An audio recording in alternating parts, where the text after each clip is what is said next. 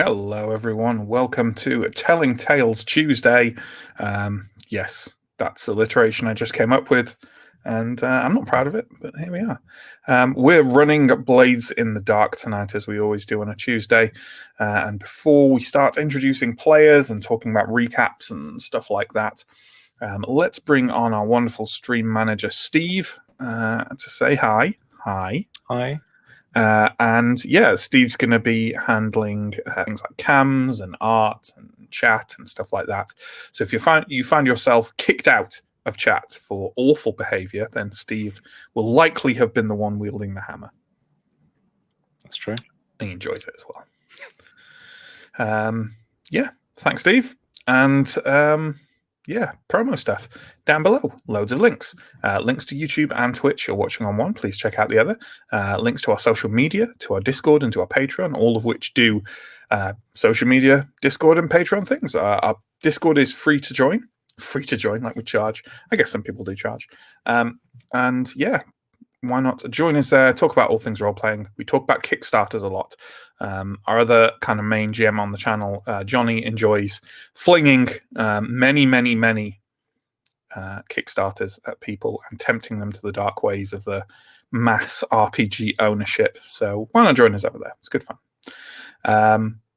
Yeah, we run 3 weekly streams. Kind of ongoing campaigns. Mondays is Call of Cthulhu, which I think may come to a conclusion next week, perhaps. Tuesdays is Blades in the Dark, and Wednesday is Simba Room. So please join us for all those. We start all of them at 8 o'clock p.m. BST, which I think is 3 o'clock in the afternoon EST, and various other time zones also. All of them, in fact. And we also have monthly one-shots on the first Saturday of every month. The next one of which is, wow, this Saturday. Good Lord. We'll be playing Wander Home, sort of guided by Chris, but he's kind of player in that as well. Wander Home is a game of pastoral fantasy where you play kind of humanoid animals wandering the land, having delightfully wholesome adventures. It's something Chris has been looking forward to guiding us on for a long time. So that should be a good one. And I'll be on it because, as everyone who knows me and who watches my games knows, I am the most wholesome and the most innocent and all that stuff. So yeah, that'll be good. Let's start bringing on the players, and then we'll run through a quick recap. For anyone who wasn't with us last week, we're probably not going to run detailed recaps on Blades in the Dark anymore because each score is kind of like its own little story, and we feel like we don't want to barrage people with details that might not actually be all that important in the ongoing scheme of things. So let's just introduce the players first, and we're missing a Justin tonight in case anyone has wonders. You know, if we're not mentioning him because he's been like cancelled, no, that's not the case. He's just taken a week off. So let's bring on John first. John plays Bricks, the cutter of the keepers. Hello. Yeah, big man with big fists. Big lad. Big undercut. Big undercut. Yes. How are you tonight, John? I'm good. I've already finished my hot chocolate, which makes me a little bit sad, but I'll persevere. How obvious is it that I'm really tired? I think no one's noticed yet. I think you're getting away with wonderful. I'm getting away with it. Good. And also eating on stream without even thinking about it. What an absolute travesty. Next, let's bring very professional. Let's bring on Pierre.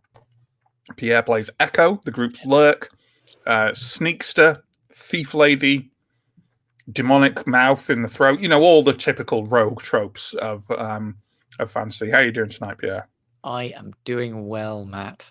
I am going to stall for time as you eat your delicious sweet. Oh, it's done, Mike. Is that just like a solid little whole thing that you just? It's a grape. Oh, okay. I thought it was like just a had a grape sweet that you just went. No, like a boiled sweet that I just went with my iron teeth. Yeah. No, it wasn't. It was just a grape. It was a far less impressive feat, I'm afraid. Let's roll out our last player for the night. Let's say hi to Sam. Sam plays Silver, the group's slide, confidence lady, trickster, deceiver, just big old liar. But enough about Sam. I love it. Hi, Sam. How are you? Pretty good. Yeah, looking forward to seeing how things go this week. At least you didn't eat a grape through the mouth that's hidden in your neck. So, Yes. That's a bad way. You don't taste it when it goes through your neck. Yeah, there's actually several, but they're all elaborately concealed by this beard. So I feel like eating through your neck mouth is more of a choking hazard than eating through your face mouth. No, actually, you'd be surprised. Like, people get stuff stuck in their throat all the time, and if you have a mouth there, it just goes, Yeah. Does that mean that Echo never needs the Heimlich maneuver? Exactly. That's basically lucky, immortal. because Brix would probably break her if he tried. Are we saying that the demonic mouth is on the same windpipe? It's just another. Because then wouldn't that mean when you talk, like, I don't know. I don't want to think about it. In all honesty, she can close it when she wants, so it's just like normal. And yeah. I don't know if I can close it when I want. Yeah, I'm not sure that Echo has full control necessarily. Just let me choke if it, Yeah, exactly. If it felt that was somehow advantageous to it. We have yet to really delve into the motivations behind the demonic mouth in your neck. For fuck's sake, no one's going to choke me yet. Yeah, quite. All right, let's talk quickly about what happened last week. So last week was kind of a tidy up score for the Keepers. They had recently blown up a blue coat encampment, which had all kind of complications of its own. But essentially someone, probably either the blue coats or Lord Skurlock's agents, had been poking around the docks, asking too many questions of yourself and the grinders who you worked with on it. And essentially what you did was plant contrary evidence, onto a deacon of the Church of Ecstasy, who apparently, Lord Skurlock has issues with the Spirit Wardens, and the Spirit Wardens of the Church of Ecstasy are allies. So it was just kind of like pinning it on something else. Intertwined with that was apparently a love story. Echo's former friend Darmot of the Bluecoats, perhaps building up a sort of working relationship back there again, and it went successfully. A deacon was successfully just thrashed to within an inch of his life and then arrested for something he didn't do, but he also seemed to be kind of shady, so whatever.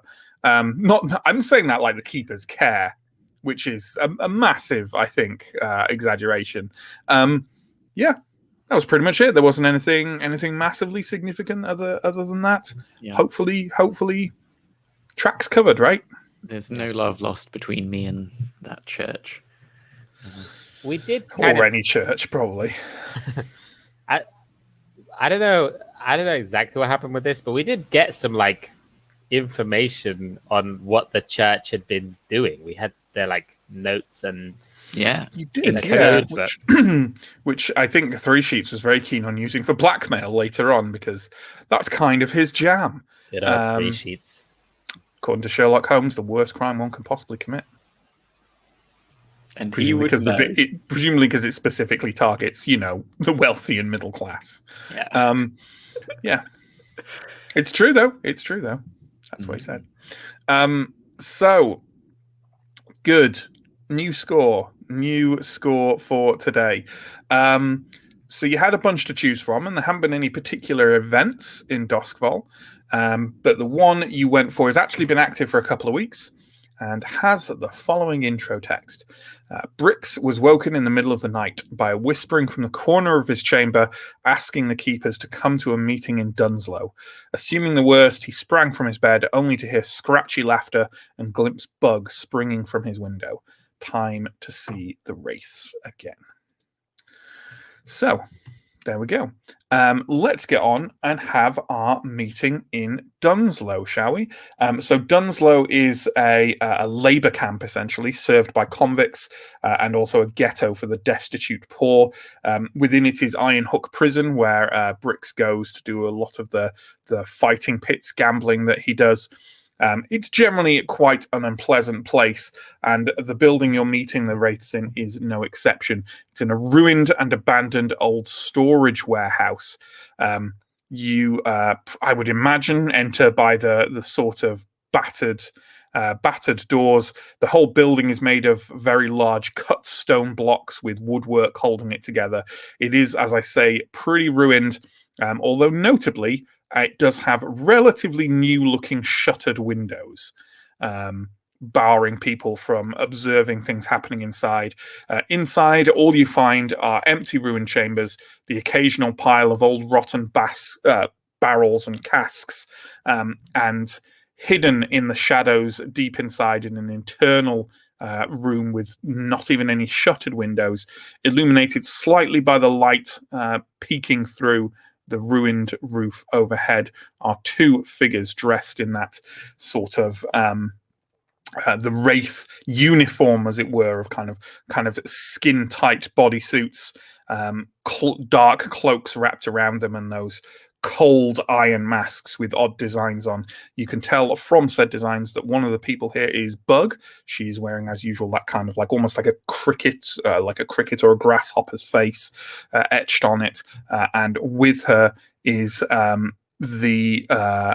the leader of the race, but the other one you encountered, Loop, the one who didn't seem too fond of you, who has kind of odd spirals carved all over his, and I believe talks in an incredibly grating voice, which I attempted to replicate last time, that made people wince.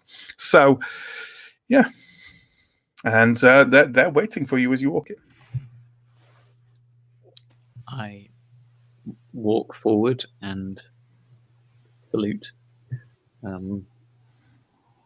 So, what's the gig? Bug looks over to Loop, who kind of flaps his hand at her with a sense of, yes, you tell them. And Bug turns around and says, all right, so you know the big job, part of the payment, yes? Yep. Turns out it needed a bit more preparation than we had anticipated. Some of which you can help us with. For some coin, don't worry. Interested? You had me at coin. It might be the difference between the big job going well and the big job ending up with you all floating face down in the harbour. Well, I'd definitely rather go for the coin then.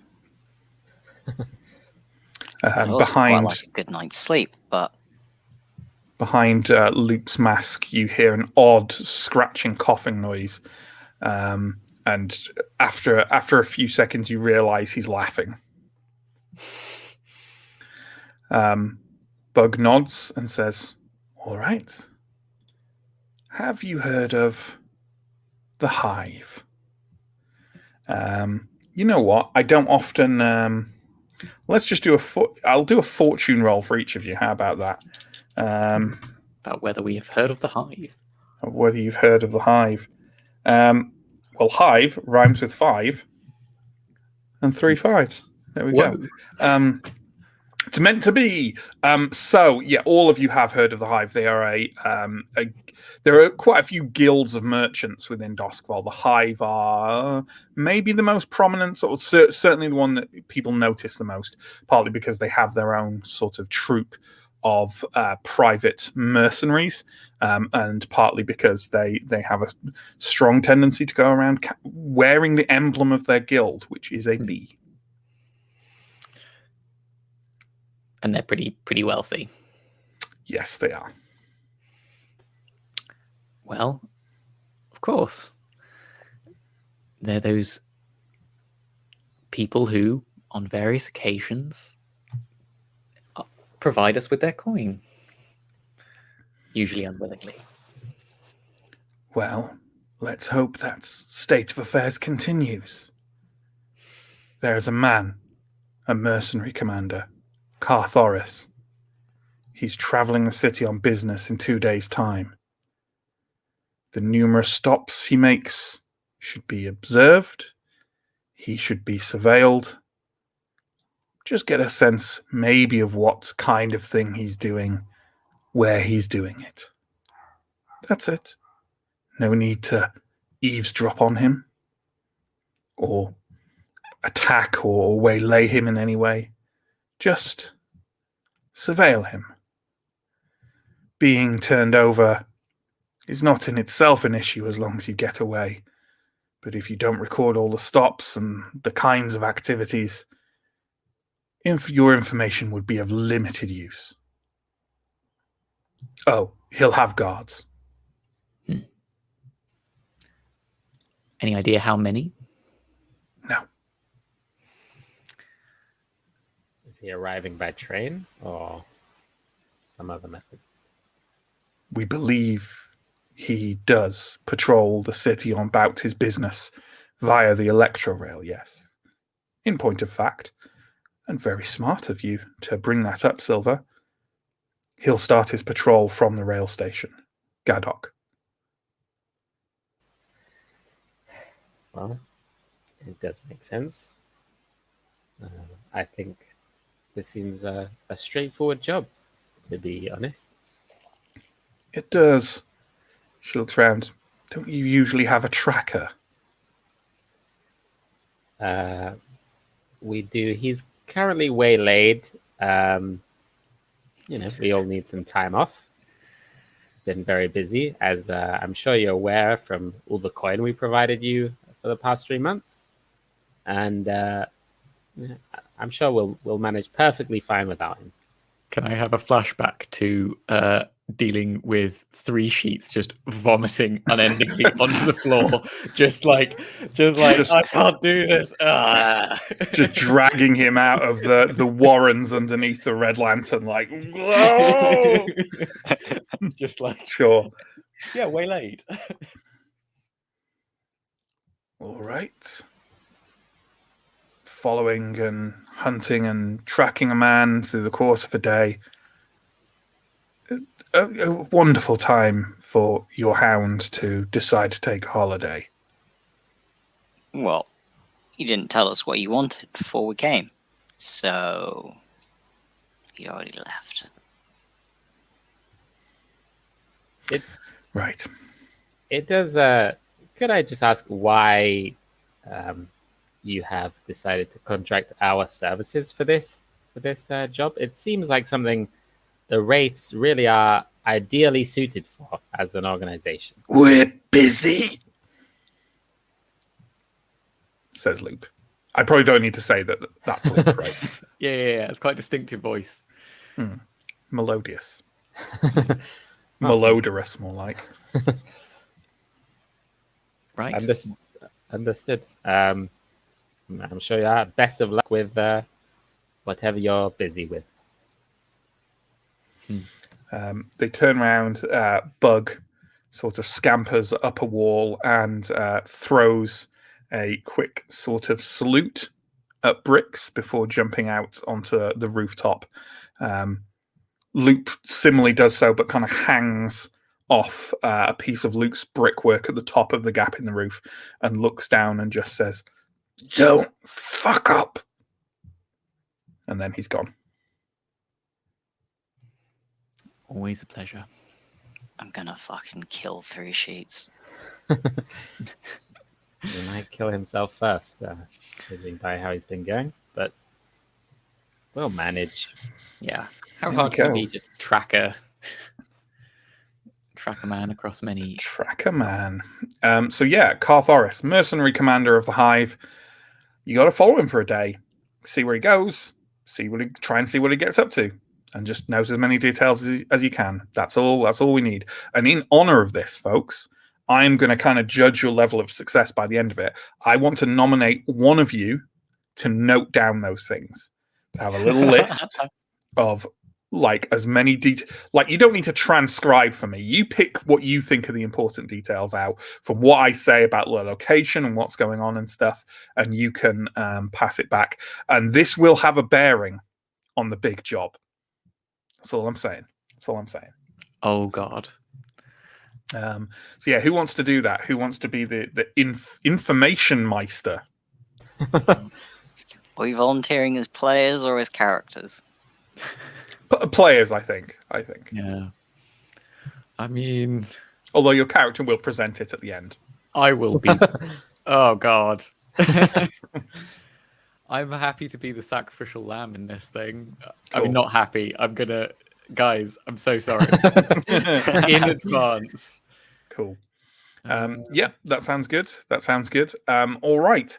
I am thinking for this one. I'm not going to say that there aren't any pre-rolls, but I can't think of many things you could do to prepare for this via rolls and whatever. But that's not to say I don't think there aren't any, or that you can't come up with your own. So what do we think about this? Do we, do you want to have a chat in character, or do you just want to throw some ideas out there for your preparations? I do have a question out of character. They said he's going to move. Did they say he's going to move around the city on the electro rail? Mm-hmm.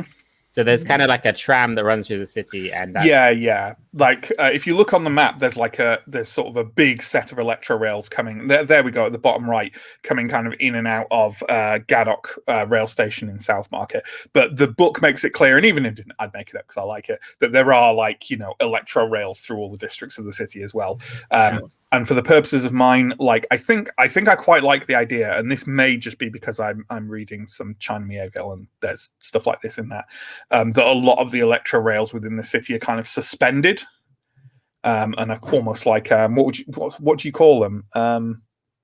Like monorails, or like the... Yeah, but there's a name for them being suspended and going I think it's the same name as you have for them when they're going up and down a mountain to take you skiing or whatever. Oh, yeah, I know what you mean, but I don't know the name. But yeah. Chat, tell us what we mean. Yes. What the name for those things is. But yeah, like that, and I think maybe they have a little electro rail thing on the bottom and on the top, so when they glide into a station, they can transition to being on the ground and stuff to go to different places. That's pretty cool. That's my idea. Yeah, and Loop did indeed say that this cart guy is probably going to go around the city via electro rail. So sure. I guess. I mean, my thought about if we want to talk about plans is we probably want to get on that train that he's on, because there's no way we're going to be able to follow this person, as fast as an electro rail.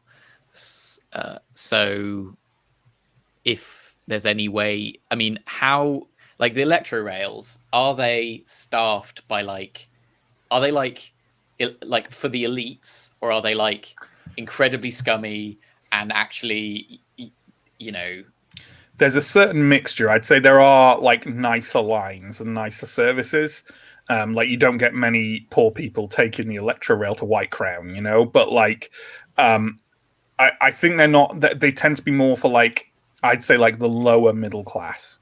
Gotcha. Or the upper lower class, sort of occupying that line. Hey, kind of like how public transport is in our world, I guess, or at least here in the UK. I suppose this guy's pretty rich, so the fact that he's traveling on them indicates that he's probably not going to be traveling on the absolute scummiest possible. Maybe, but it depends where he's going. There aren't any fancy lines to Dunslow or Crow's Foot sort of thing, Sure. So but if he's traveling with guards as well, he's a mercenary commander, he's probably not reticent about going into getting on the rougher transports. They're very common. They run all day and all night, and people all walks of people use them a lot. All walks of people, apart from the people at the very bottom of the pile, and the people at the very top use them a lot. Okay. I'm just sort of thinking that this is this feels like a sort of deception that we maybe we could try and be train guards, or innocent, maybe get some sort of disguises going. Yeah. Sounds like a situation where having multiple disguises through the day might actually be advantageous. Yeah.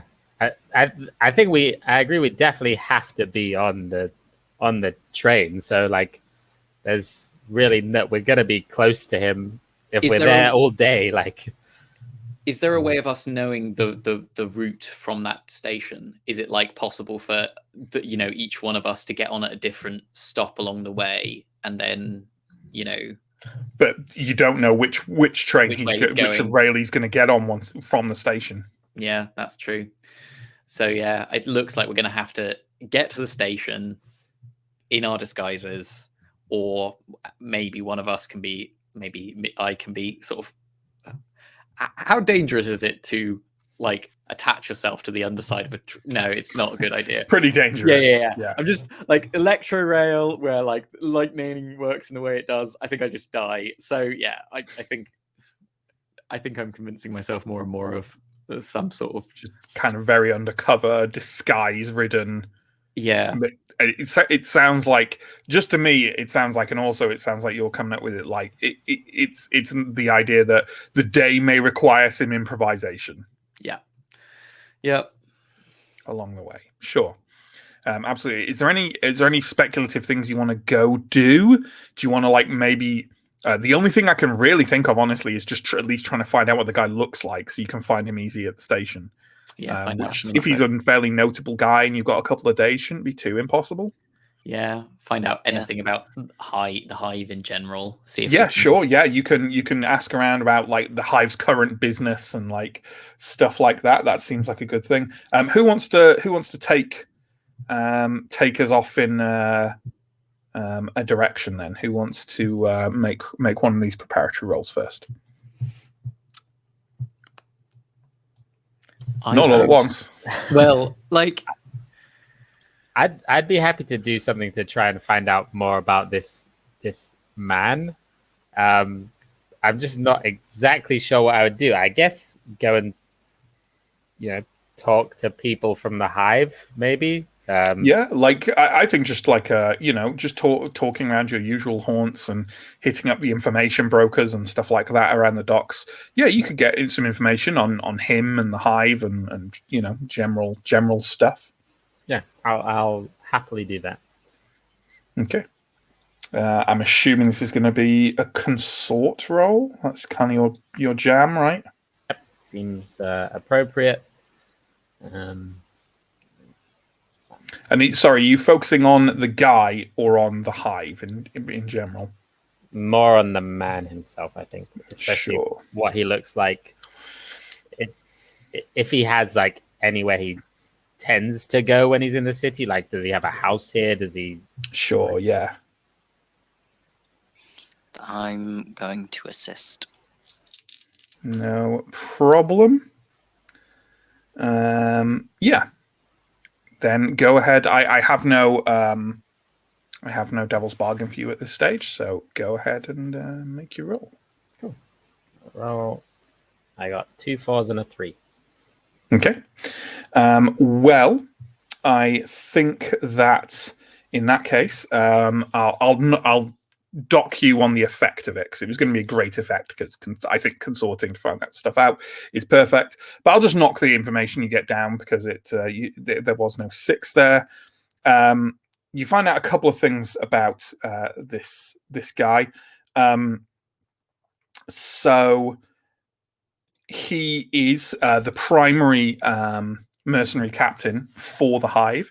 He has a reputation for being ruthless and insightful, and a little jealous, both about his position and like the people he kind of has kind of relationships of any kind of relationships with. He also, like many of the higher ranking members of the hive, is from the Dagger Isles, which I believe is where 3 Sheets and Bricks are from as well. He's also known to be very proud of his heritage, and often, if he can get away with it, because many of his personal guards also come from the Dagger Isles, he spends a great deal of time talking in his native language rather than in the local Akarosi. So those are the things he's known for. As far as what he looks like, you get a description of him as a very striking but weathered man. kind of in his middle age, who typically wears, as all of the hive guards do, an eel skin bodysuit with the emblem of the bee on the breast of it. And someone also mentions he has like a kind of long, kind of a long mass of hair tied back in a long ponytail. That's what you hear. Cool. Should be exactly what we need to recognize them, at least. How about, is there anything else anyone wants to find out about the hive? Or I don't think people have to. It's up to you guys. Could I spend a little bit of time trying to surveil the areas where, like, trying to figure out how many bodyguards are likely to be around? Or I suppose if I can't find this person, that's going to be a problem. I mean, you can make a roll to try and track him down fully, but like while I don't think if you got a critical or something, it might be fine. Like, I don't think you can tell how many guards he'll have on one day by how many guards he has on another day. If you see could I actually? The thing I'd like to know is, maybe, given the fact that we know that his guards are, like, the guards seem to be like affiliated with the hive. Oh yeah, his company work for the hive, essentially. Yeah. So, like, I'm assuming that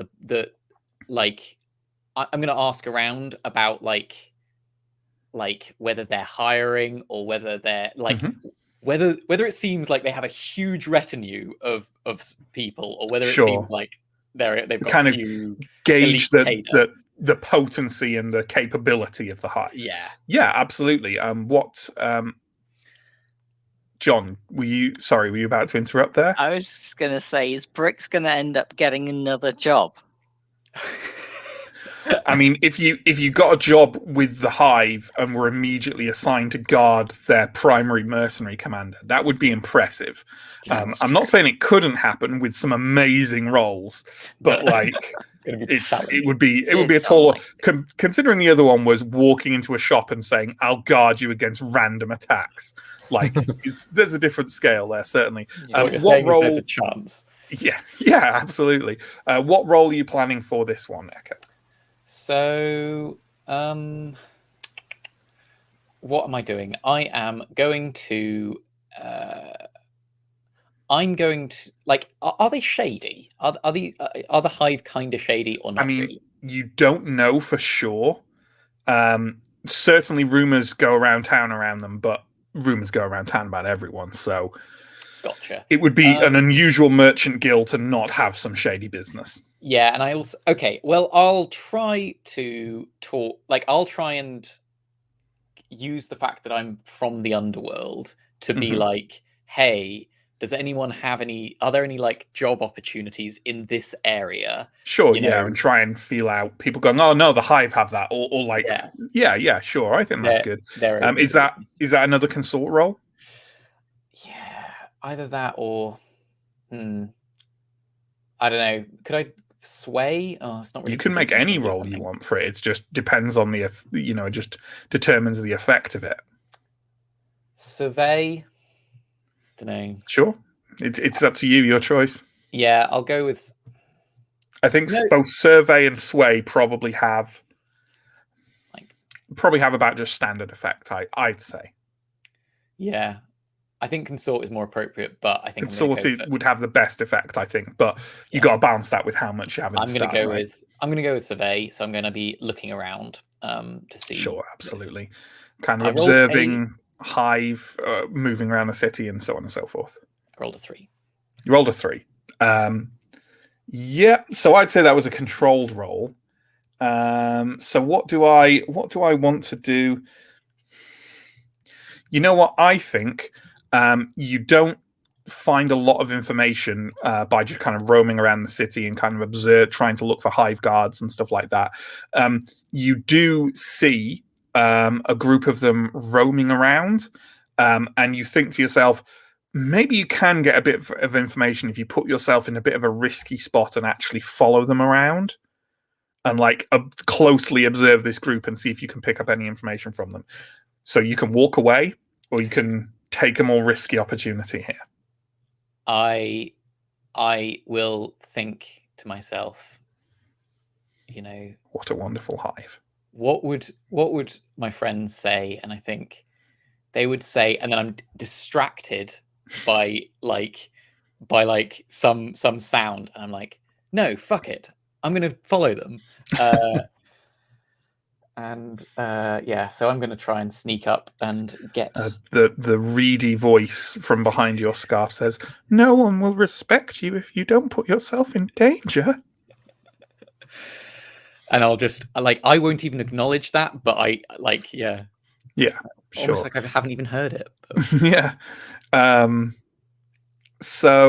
You've got a risky roll to make, so it's up to you how you follow these guards around. I mean, I can think Prowling. of one definite one. Let's try and stick to the shadows. I have a devil's bargain for you.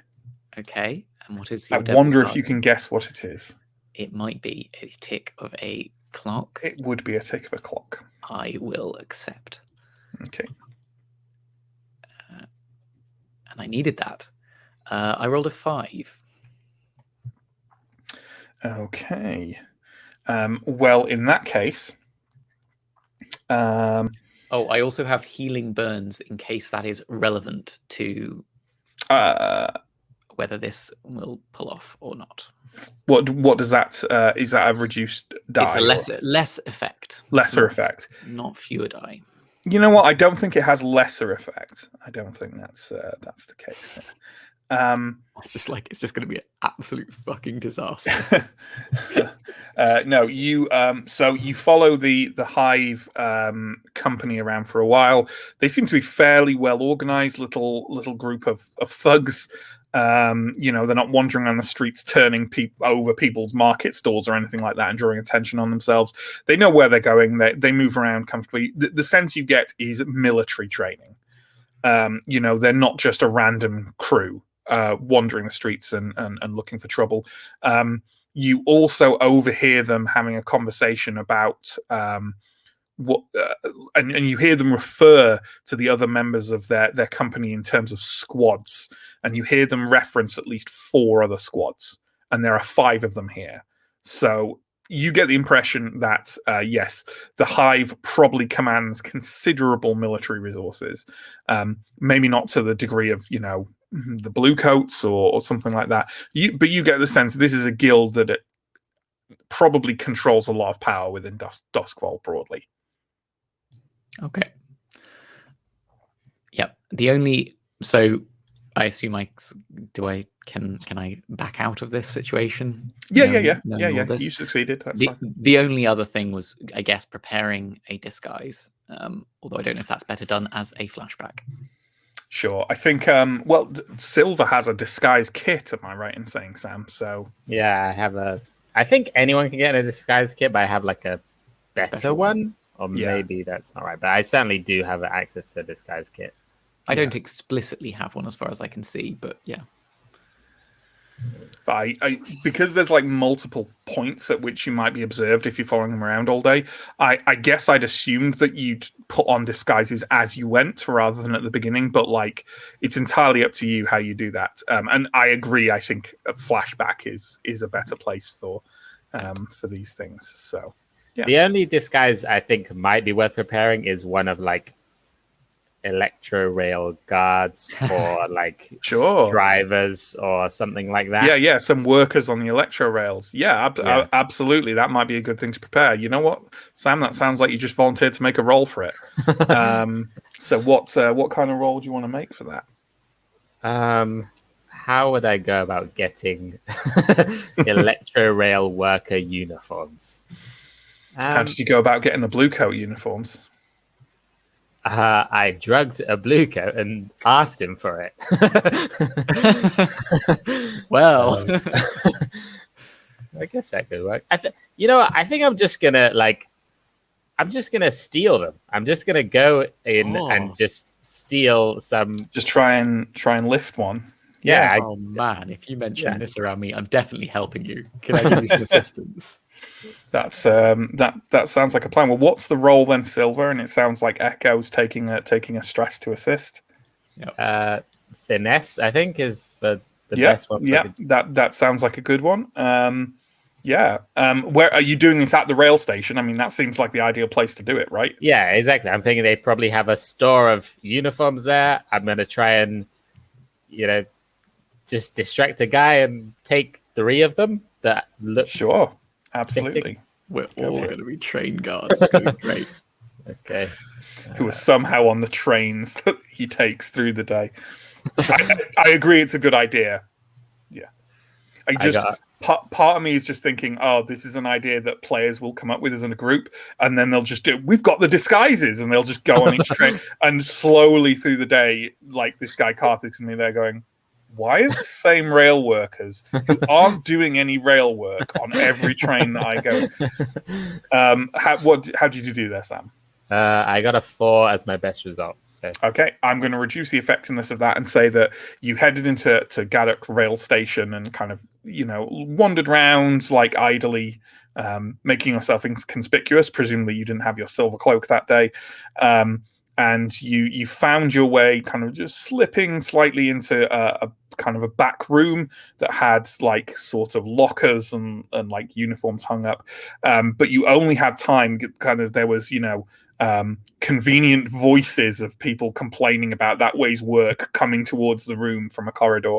And you only had time to snatch one uniform and dash off before they arrived. And I am now going to roll a die to see who it fits. Okay, nice. Silver, clearly, I mean, you're very used, you know your sizes, given how many clothes you buy. So clearly that's why. Yeah, you have we'll just say a general rail worker's uniform. We don't need like a conductor. Let's say you have a conductor's uniform. Nice. So there we go. I'm just picturing Silver like looking herself over. I should have been a rail conductor. Putting the cloak on it, which in my head just turns into Homer in the monorail episode with the cloak and the cap. So that's the second time we've referenced the monorail episode within this stream. Or the first time was in private chat. Who knew? So, John, were you going to say something? I have an extra preparatory thing to make. He's so prepped. So this achieves 2 purposes, but one thing, I'm going to go home and I'm going to visit my mum and my nana, because Brix is not directly from Dagger Isles. He's a first generation Doskvolian.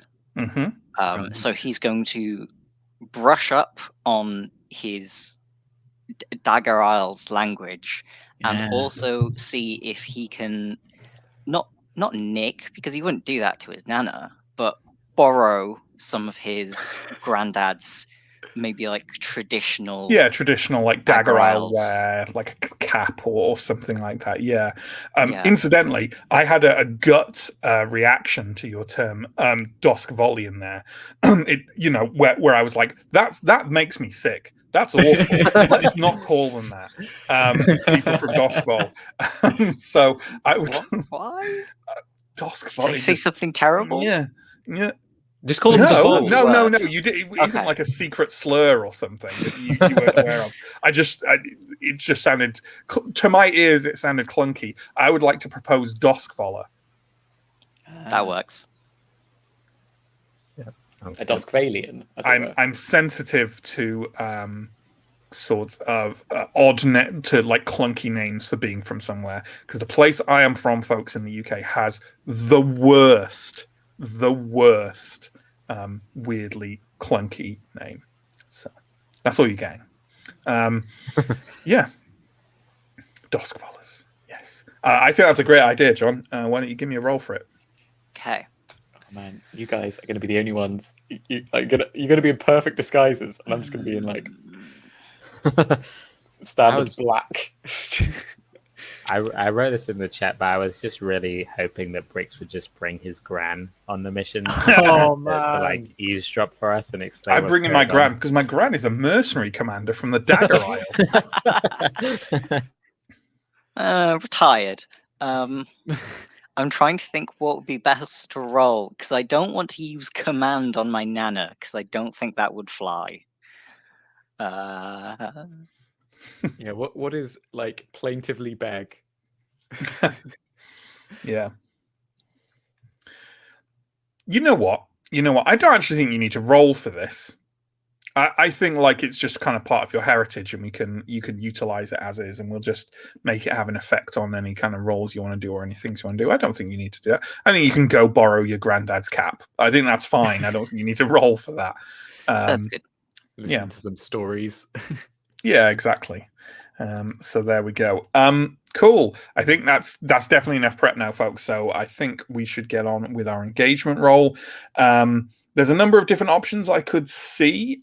Deception or stealth, I'd say, are probably your two options there, and it's up to you which one you want to kind of focus on.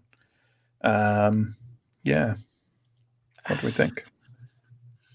I mean, to me, it feels more like deception, just because stealth is a bit.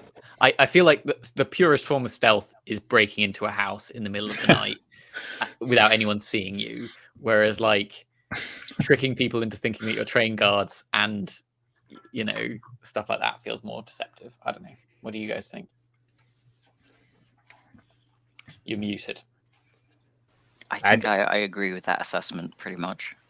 The only thing I would say is, like, I think the mission as a whole is definitely more Healthy.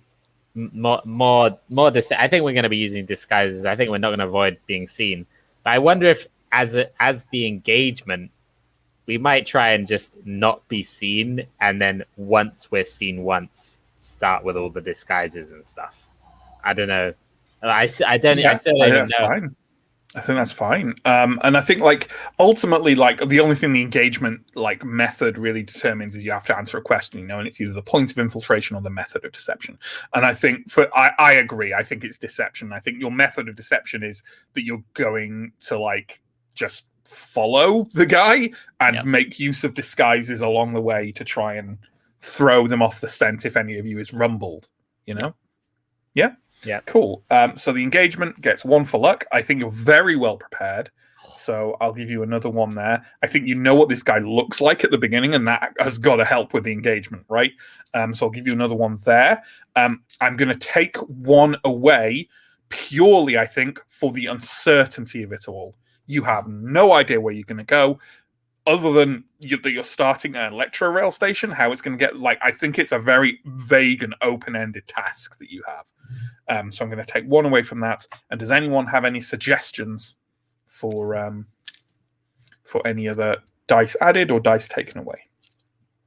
The only thing would be the fact that we know maybe a little bit about the military preparations of these individuals. So we, I don't know, aren't going to underestimate their professionalism, but I don't know. Sure. Maybe that's I think that's folded into the information you have. Sure.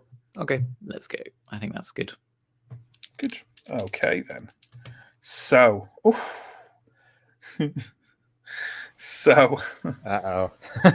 any roll that makes Matt that happy is not good. Yeah. All ones. Well, I got 2 3s. Yeah. So your opening engagement is in a desperate position. And I'm going to say that the desperate position is that this could be such a short score. You're wandering around Gaddock rail station. And you tell me, how are you wandering around as a group? No. And how are you, are you wearing disguises? What is Silver in her rail worker's uniform? What's going on here? So I'm definitely, like, I think I'm going to be trying to pretend that I'm a regular commuter, and I am going to be waiting at the station, sort of trying to keep an eye on Silver, who is presumably needs to be actually snuck onto this. I'm not sure, like, how we're gonna, because it would look. I don't know if it would look weird if a train guard just walked onto the. There's rail workers walking all over the place. It's a big rail station. Yeah, you've got to change shift. Yeah, I kind of think that Silver would start off not in the disguise and kind of have that as like fallback. Like once I know he's seen me, I'm gonna start putting on all disguises I can. But Sure, yeah, until then, I might as well just look how I normally look. It's not like he knows me as a person. So, I mean, I would assume that you're together because you've got to make sure you're together to be able to get on the first rail thing together. If you split out and one of you finds him and he goes on a thing, then the other two are kind of screwed, right? Yeah, I'm just trying not to be literally directly. Yeah. You're not walking around as a group of three with your arms linked. I would assume that I'm like very close to friends. Sure. Yeah. All right then. Well, what we'll say is that you're wandering Gaddock looking for Karth at the time that the wraith told you, and as you round a corner onto a new platform, you can see a man who very closely fits that description, as I said, kind of striking but weathered, middle-aged, kind of long, bulky hair tied back in a ponytail, dressed in that eelskin bodysuit, which a number of other men and women with him are also wearing. And over it, he wears like a long kind of duster coat as well. They're all visibly armed, both with swords and with kind of muskets at their hip. And they're all getting on an electro rail, which seems to be about to depart. So you now have a desperate roll to make of getting on this, and I suppose it's a combo of getting on it and getting on it without drawing attention to yourselves by like running and going hold the rail or whatever, like so over to you. I think I am going to my intent is to run up to a large somebody pushing like some luggage or whatever, and spectacularly knock it over in a fashion that is intended to disguise the fact that I'm going to run at full pelt at this train. And yeah, that's my plan. Do we want to what role are we making for that? Do we want anyone to assist? Do we actually even want to make this a group action to maximize chances of success? Well, yeah, I mean, I think it feels like it's probably a group action to some extent. Sure. I was going to suggest a group action to just leg it, but I think it does. Yeah. So what role are we making for this, Echo? I was thinking prowl. Is the general movement one, and making it through without being too noticed, or like using that distraction, as you say, of like people will then be looking at the scattered luggage rather than you dashing for the thing. I'm going to offer, and I believe we've had this before with Devil's Bargains for group actions. I offer the bargain to the group leader rather than everyone, because that would feel overpowered to get like one die each. So Echo, would you like a Devil's Bargain? 2 clocks will be ticked. So ordinarily, that would be a really tempting proposition, Matt. Mm-hmm. I would be like, you just mentioned the words clocks and Devil's Bargain to me. However, I was intending to push myself on this action because it is because when I push myself, I can choose one of the following additional benefits, which is I can either perform a feat of athletics that verges on the superhuman or maneuver to confuse my enemies so they mistakenly attack each other. But the thing I'm going to try and do is the feat of athletics, which is, I guess, pushing this stuff over and then like going incredibly fast towards this train. Yeah, sure. I think that's perfectly reasonable. So why don't you push yourself instead, and why doesn't everyone give us a prowl roll? The look on Sam's face is promising. I do not have any prowl. I don't have anything that is very relevant to running to get to train, to be honest. I'm also going to use my Daredevil, which is when I'm rolling a desperate action, I get +1 dice to my roll. If I also take -1 to resist consequences. Nice. I rolled a double 6 on my... So that's better than mine. But I only get to pick one because I have to pick the last one. But still, miraculous. I got a 3. I got a 5 as my highest out of 5 dice. Okay, well, for a start, that's 1 stress on Echo because Brick's got the highest was the 3 or under. But the group as a whole got a 6. Don't forget to take your XP for a desperate roll, Echo. And yeah, okay. Let's talk about what. Yeah, I mean, it's a 6. You do it. Echo, let's say your superhuman feat, as well as kind of like dashing forwards and like knocking the luggage aside with one hand. At the same time, you kind of reach behind you and grab a hold of Bricks and kind of jerk him forward, like just because adrenaline pumping. Adrenaline, like Bricks basically had not seen Karth and had to be kind of dragged forward into this. I would actually say it doesn't matter now with the roll, but it definitely, I think, would have been a roll that your stomach wound would have affected you for, John. So probably would have rolled with one less die. But it doesn't matter because the highest you got was a fail anyway. So I only rolled 1 dice, so yeah, but it would have been like worse. two dice Two and take the worst.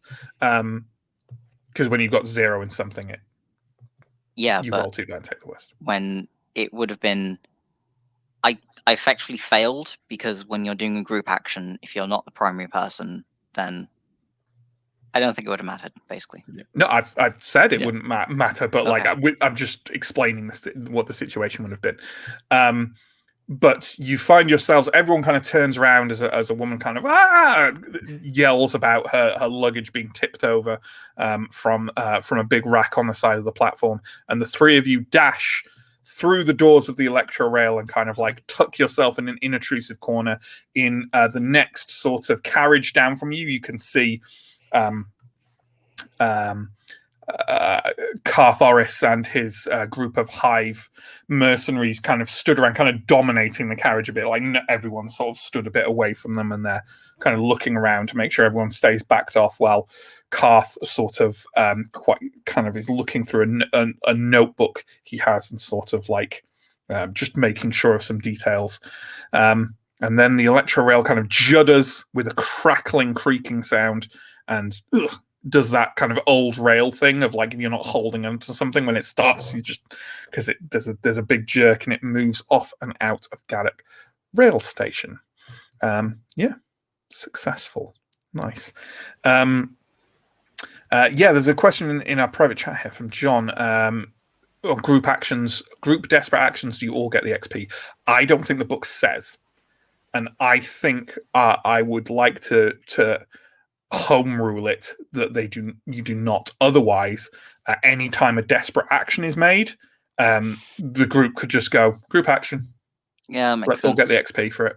And that would improve the roll potentially, and also all get XP from it, which is feels like a bit of a broken cycle to me. I mean, also it seems like the harm goes on one person, correct? So the benefit also sort of goes on. I would absolutely agree with that, which is why I impose the devil's bargain only on the group leader as well. Yeah. There we go.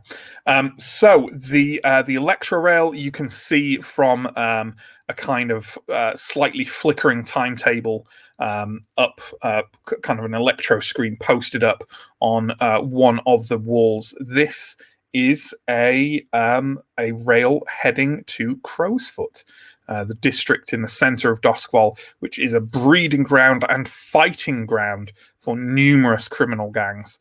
Which you've had some experience of, but not a huge amount. And that is where it is heading.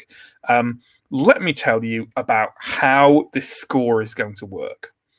I'm going to try and minimize the amount of rolls we do by almost kind of scheduling them. Okay, so when we get to locations, it will open up into a little bit of our usual kind of like off the cuff thing.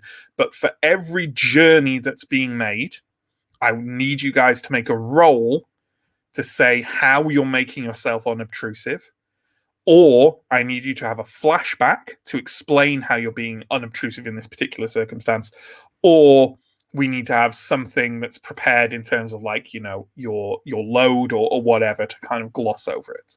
How does that sound? Yep. So for this first trip, is a roll being made, and only one person needs to make the roll each time, I think, unless there's some kind of bad circumstance. Oh yeah, one thing we should probably do is load for this. Yes, you do need to determine the load. Sorry, I'm bad at asking about that. So I guess the choice for me is between normal and light. And given that this is a stealthy thing, it feels like light load is the thing for me. Might be. It would certainly make you more inobtrusive. Unobtrusive. Inobtrusive. I think I'm going to choose normal. This is not going to be covered by the mechanics, but to me it seems natural that someone would have luggage on a train. So I'm going to choose normal and say I have a bag of stuff with me. Sure. It's pretty good. I think I would also go for normal. Not for any real rationale, but light just seems risky. I think I had visions of you going, I'm going with heavy. Like, I'm just an innocent man, just carrying my huge gun. Just carrying my minigun onto the electro rail. What's obtrusive about that? Like, there's nothing to look at. It's just it's all as subjective. it is.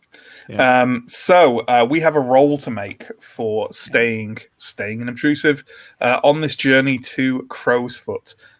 Who is going to make it, and what would they like to roll? How packed is this train? I'm going to use a fortune roll for this, and the better you do, the more packed it is, right? Because that seems like the advantageous situation. It is not packed at all. In fact, some people seem to have avoided getting on it, probably because the Hive mercenary group was on it. How many guards were there? Like, are there?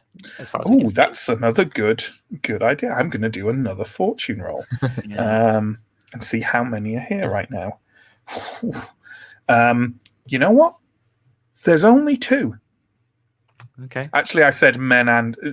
there's 3 of them. Okay. There's 2 women and a man. 3 that we can see. Yes, that you can see, I guess. But they're fairly, they're not disguising themselves. That They're looking like, don't fuck with us. Yeah. We are in the uniform. I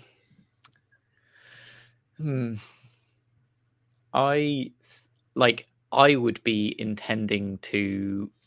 I don't think there's very much cover on this. We're in kind of the carriage down from him. Is that right? Mm-hmm. We're not. That's correct. Okay. But you can fully see, like it's like a tube, like the London Tube or subway or from wherever. In that there's no doors between them. It's just you can see pretty much from the beginning to the end. Okay. Of the electro just a rail. narrower bit of the. Yeah, and the electro rail has. You know what? It has 2 carriages. So okay, fair enough. Yeah, I think I'm just going to sort of try and shrink, try and just get out of the, in any way, get behind any sort of barriers, just so that I literally do not get seen. Yeah, there'll be little walls and screens and stuff.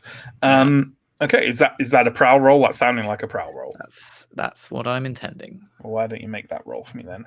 I do not have a devil's bargain for you. Cool. Is it risky or is it desperate, basically? No, it is not desperate. I'd say at this stage it's controlled. Okay. I rolled a 5 as my highest result. Okay. In that case, I think that's absolutely fine. We do complication is going to be the tick of a clock. I don't know whether this factors in on this, but we do still have our just passing through ability, which is when your heat is 4 or less, which is you get +1 die to receive people when you pass yourselves off as ordinary citizens. That's pretty good. Now, does this apply on that roll? Because is it deceit? It was more hiding than passing yourself off, I think. I agree. I didn't. Good to know. I wasn't being deceptive. I was being stealthy me. Yeah, but that's a really good thing to know for this mission, I think. So let's remember that. So +1 die on anything to kind of pass yourself off is, that's real good, isn't it? So, cool. Yeah, the journey to Crow's Foot, it doesn't take too long. The electro rail isn't fast, but neither is it, slowly grinding above the city. And you are above the city, kind of. This is one of the routes that is on kind of like that sky rail sort of thing. And you can see from the windows down below people moving around on the streets and going about their daily business in Doskvol. Probably an odd perspective and probably one of the most well-lit places in Doskvol, that city shrouded in kind of eternal eternal night, but the light in here is kind of like, whatever the electroplasmic equivalent of neon lights are, and you can kind of look down on people moving around below. And it is in the morning, or what passes for morning in Doswell. And as the electric rail judders to a halt above Crow's Foot, and it opens up onto just kind of like fairly rickety, like iron stairs that just like a little platform way above the street that has rickety iron stairs leading down to the frankly architectural mess that is Crow's Foot. And Karth and his group go to get off. Seeing this, I will wait as long as possible before the train doors close, and then get out at the last possible moment. Absolutely. Yeah. So the three of you emerge onto the streets of Crow's Foot. They are mist-shrouded, as they often are in the morning, and you can see Karth Oris and his guards walking across the street and into what looks like a kind of little sort of decrepit side street. And they seem to be walking with purpose. I'm assuming we're going to follow. What kind of distance are we holding from them? I am going pretty close. I think I'm more intent on not losing them. The streets of Crow's Foot are fairly busy at most hours. Yeah. So it might be a good bet. Well, you see them go down this decrepit street, the mist kind of covering up to people's knees, at least as it starts to rise.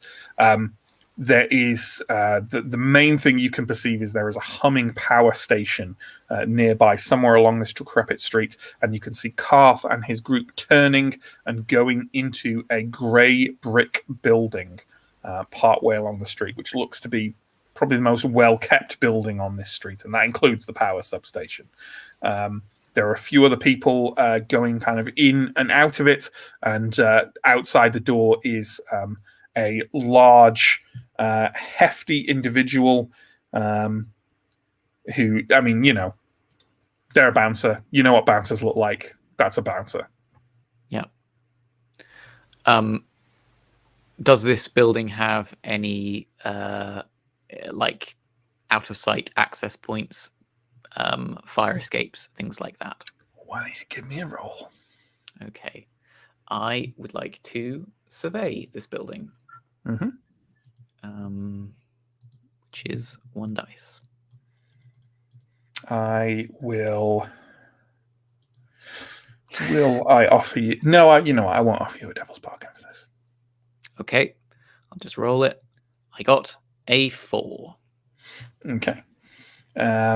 You find yourself looking up what looks like a sort of second-story window that's a little way along the building from where the bouncer is, and you think if you wanted to engage in some kind of sort of risky maneuver, you could quite quickly scramble up and try and lift the window and put yourself through it to get in without being seen. But it would be risky. And I hasten to add that there are people just walking in who the bouncer is just kind of eyeing up slightly and then allowing in. But if you did want a more stealthy way in, there is that window, but it would be risky. Okay. Is there any indication on the outside of this building what it is? Nope. I mean, I think I would try and walk past the bouncer and head on in. Is Bricks alone in doing this? If I saw Bricks doing this, I would go with him. I think I'm going to wait outside and maybe have a look and make sure that they don't exit through some other door or anything like that. Sure. keep an eye. Absolutely. And I just want to put this out there and remind Pierre to note down details. Any details you want to pass on to the wraiths, anyway. Bricks, you walk up to the door. The bouncer looks you up and down, kind of definitely weighing you a little bit with his eyes because you are an intimidating fellow, and then kind of looks away, sees no particular problem with you, and you walk in with Silver.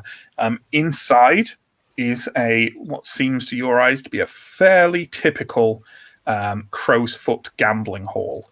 There are numerous card games going on, including Guts, I think was a game we determined is very popular in Doskval. There are dice games, there are various different kinds of gambling entertainment. It looks fairly typical. All around the top of one large room is like a balcony that's kind of moves around. A few people are just kind of standing on and casually having a drink. You can see the mercenary group of the Hive a little way in. They seem to be just talking to someone. Are they near any particular gambling table? They're near quite a few of them, like a few kind of card tables and dice tables and things like that.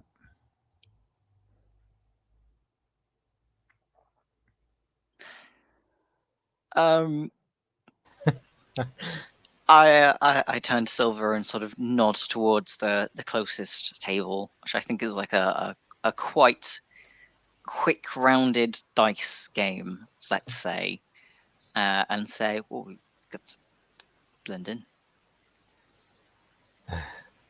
I love the fact Bricks will take any opportunity to gamble.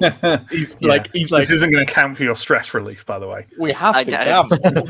Of course it won't. I suppose you're right, Bricks, but don't forget what we're here for. I won't.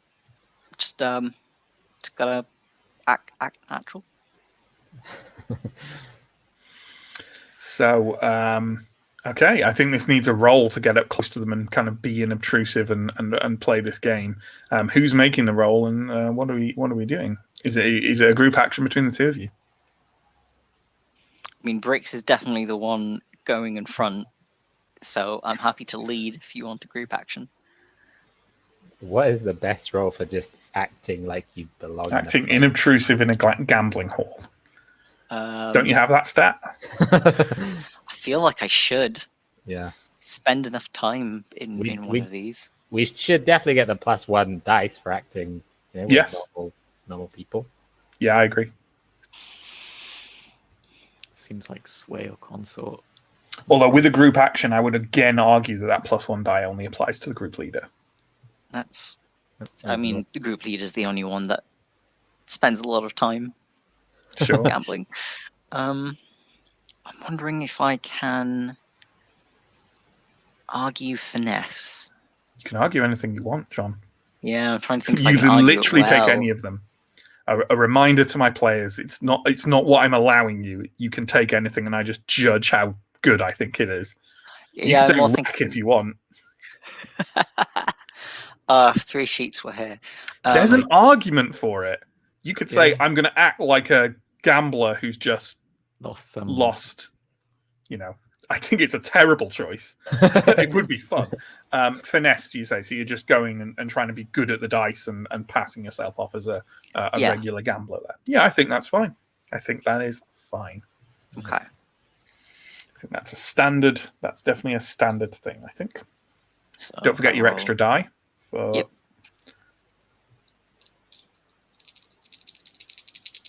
I got a 6 and a 2. This was a group action, right? I believe so. I have a 5. Well, that's a 6 then. So, absolutely. You get yourself fairly close to them.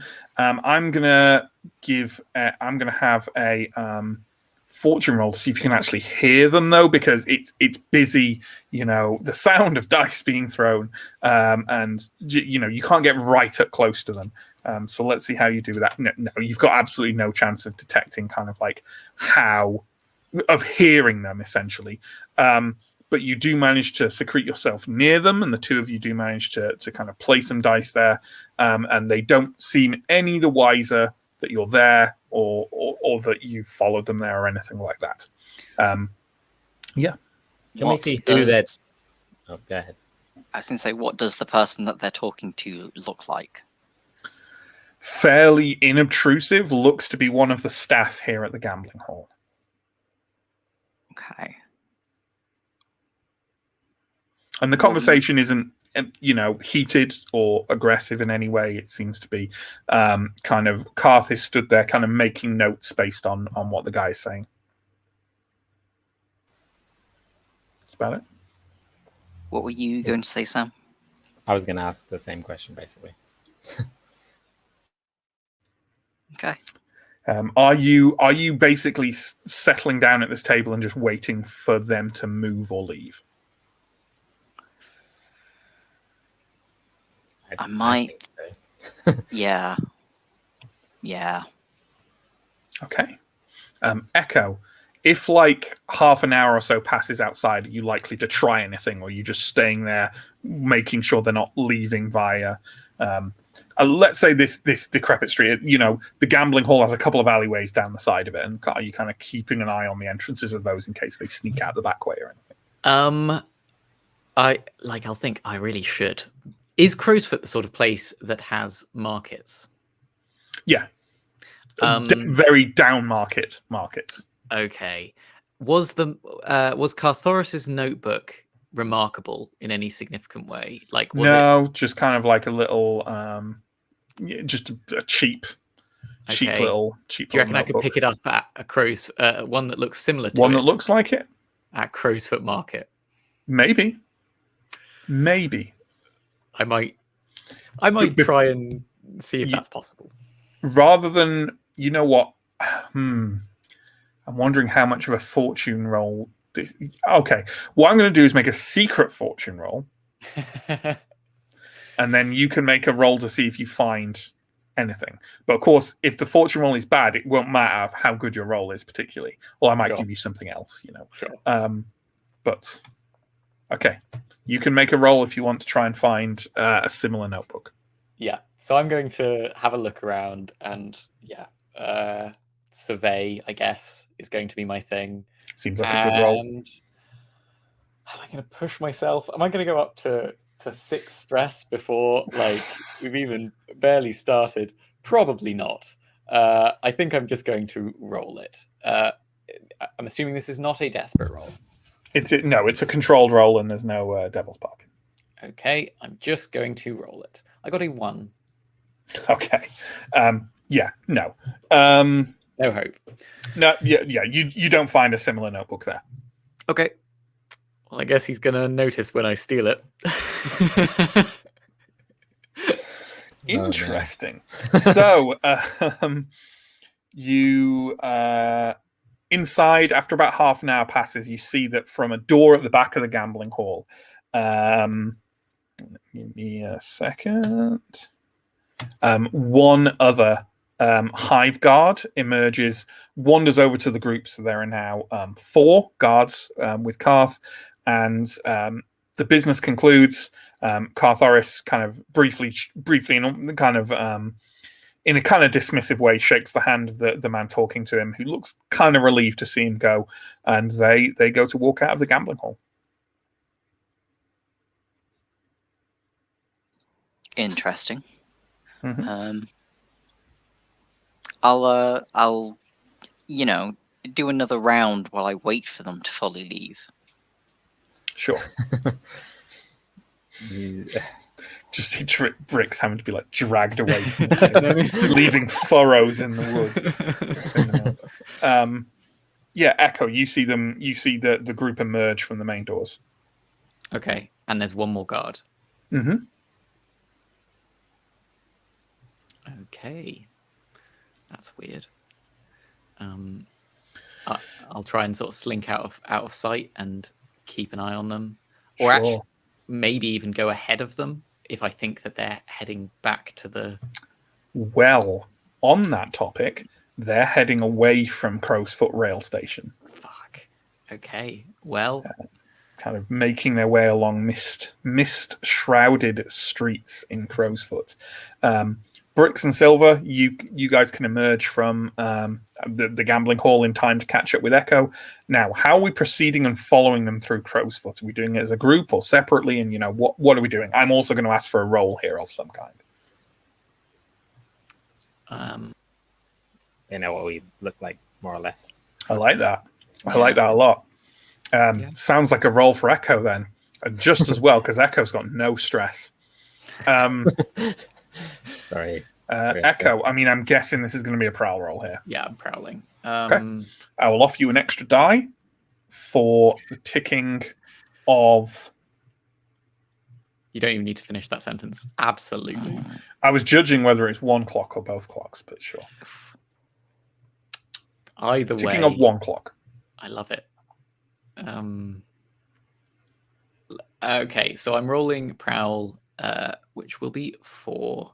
It's not a desperate action, I'm assuming. No, it's. I'd say it's controlled at this point. And I have healing burns, so... Oh, I got a 5. You do have healing burns, don't you?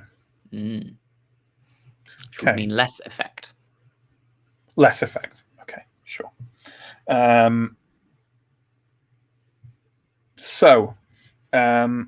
you did take my devil's bargain, didn't you? I took the devil's bargain. Sure. What? Sorry. What did you roll? I rolled a 5. You rolled a 5. Okay. I am going to say. Okay. Yeah. You follow them down the rambling streets of Crowsfoot and into actually a use of the word decrepit again, a decrepit tunnel, kind of a tumble down little tunnel of a street that kind of just goes into a massive pile of buildings and houses that have conglomerated over each other over the long years of Doskvol, and there's a tunnel kind of right through the center of them. As you approach the entrance to it, which they've kind of vanished in now, and you can see their shadows moving ahead. Like, the light in there isn't great. There's just a couple of oil lanterns pinned to the sides of the tunnel. You can see that there's a couple of kind of destitute individuals sat on the side, shrouded in blankets, trying to warm themselves. And there is an odd smell of blood on the air. Okay, is it really dark, or is it just a little bit dank? It's not pitch black, but it is not easy to see in there. But it's clear enough that you can see their silhouettes against what light there is kind of moving down the tunnel. Okay, I will attempt to move in darkness, and occasionally signaling bricks and silver with a little lighter or sure, some device shielded from. Absolutely. You make your way down. You can see as you move down this tunnel, there are kind of doorways leading off into buildings or rooms on either side of it. It feels like a public walkway of some kind, just a horrible, dark and depressing one. And about halfway along it, you can see kind of a faint light at the end where presumably the walkway returns to a more normal street. And about halfway down, the group turns and walks into a door alongside the left side of the tunnel. And you know what? They leave one guard standing outside. Okay. But you do hear the murmuring of kind of whatever they've walked into is definitely kind of occupied, and it has a sense of sort of public access to it. It's got some kind of windows that are kind of shuttered closed, but you can see light filtering out from them. And the guard standing outside isn't keeping people away. They're just kind of leaning against a wall, kind of idly picking at their fingers and just kind of, keeping guard in some sense. Sure. As a guard. Yeah. I look pretty, I don't know how shifty I look, actually. I look a little bit like a commuter. So, yeah, the burns are going to give me away.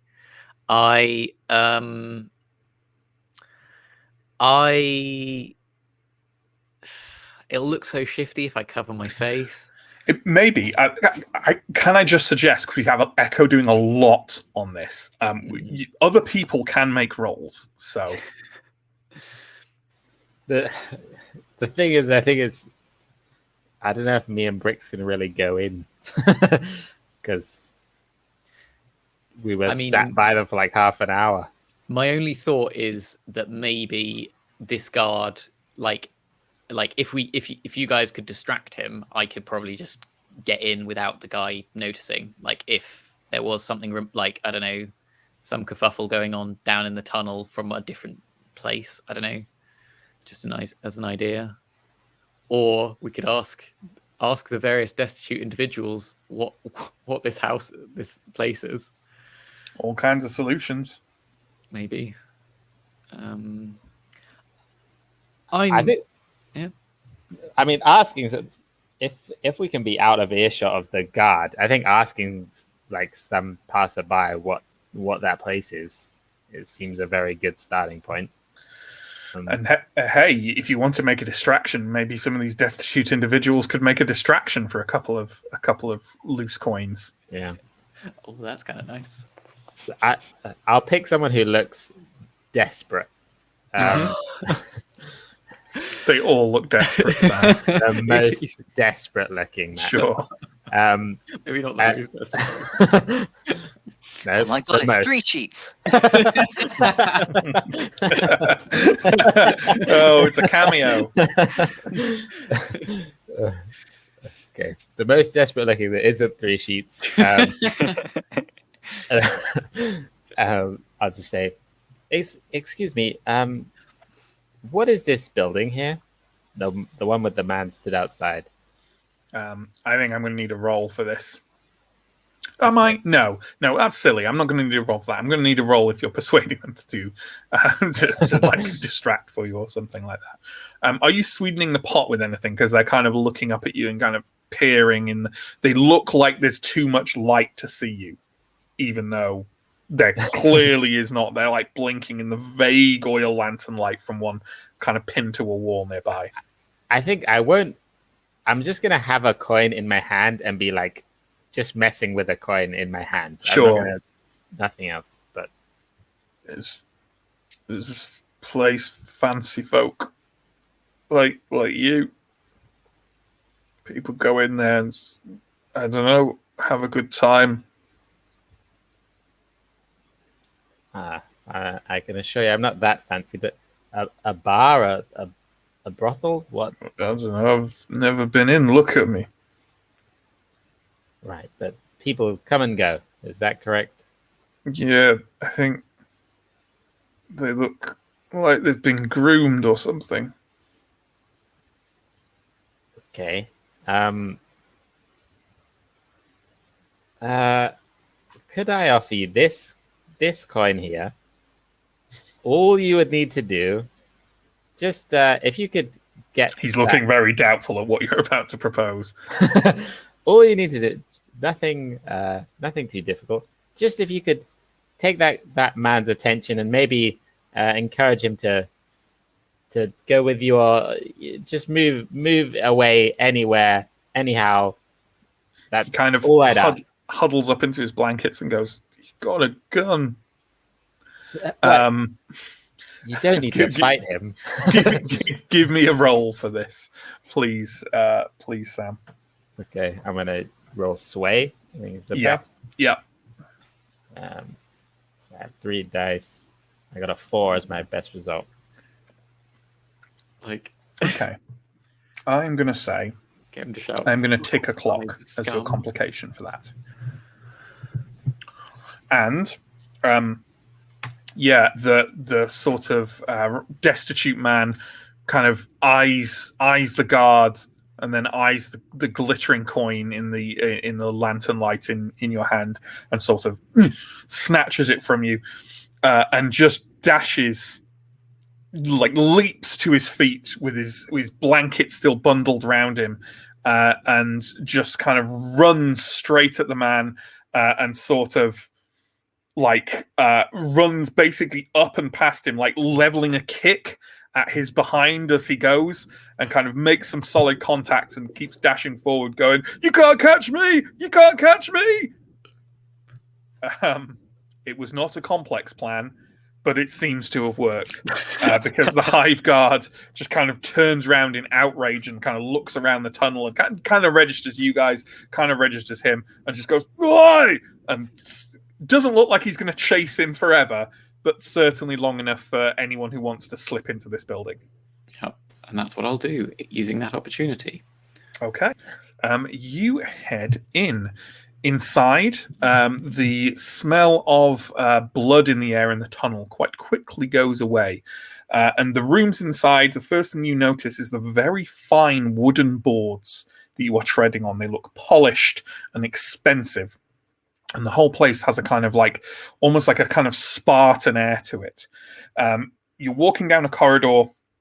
You see attendants at either side of the corridor who are holding kind of trays with like warm towels on them and little drinks, and they're kind of eyeing you a bit oddly, but not saying anything.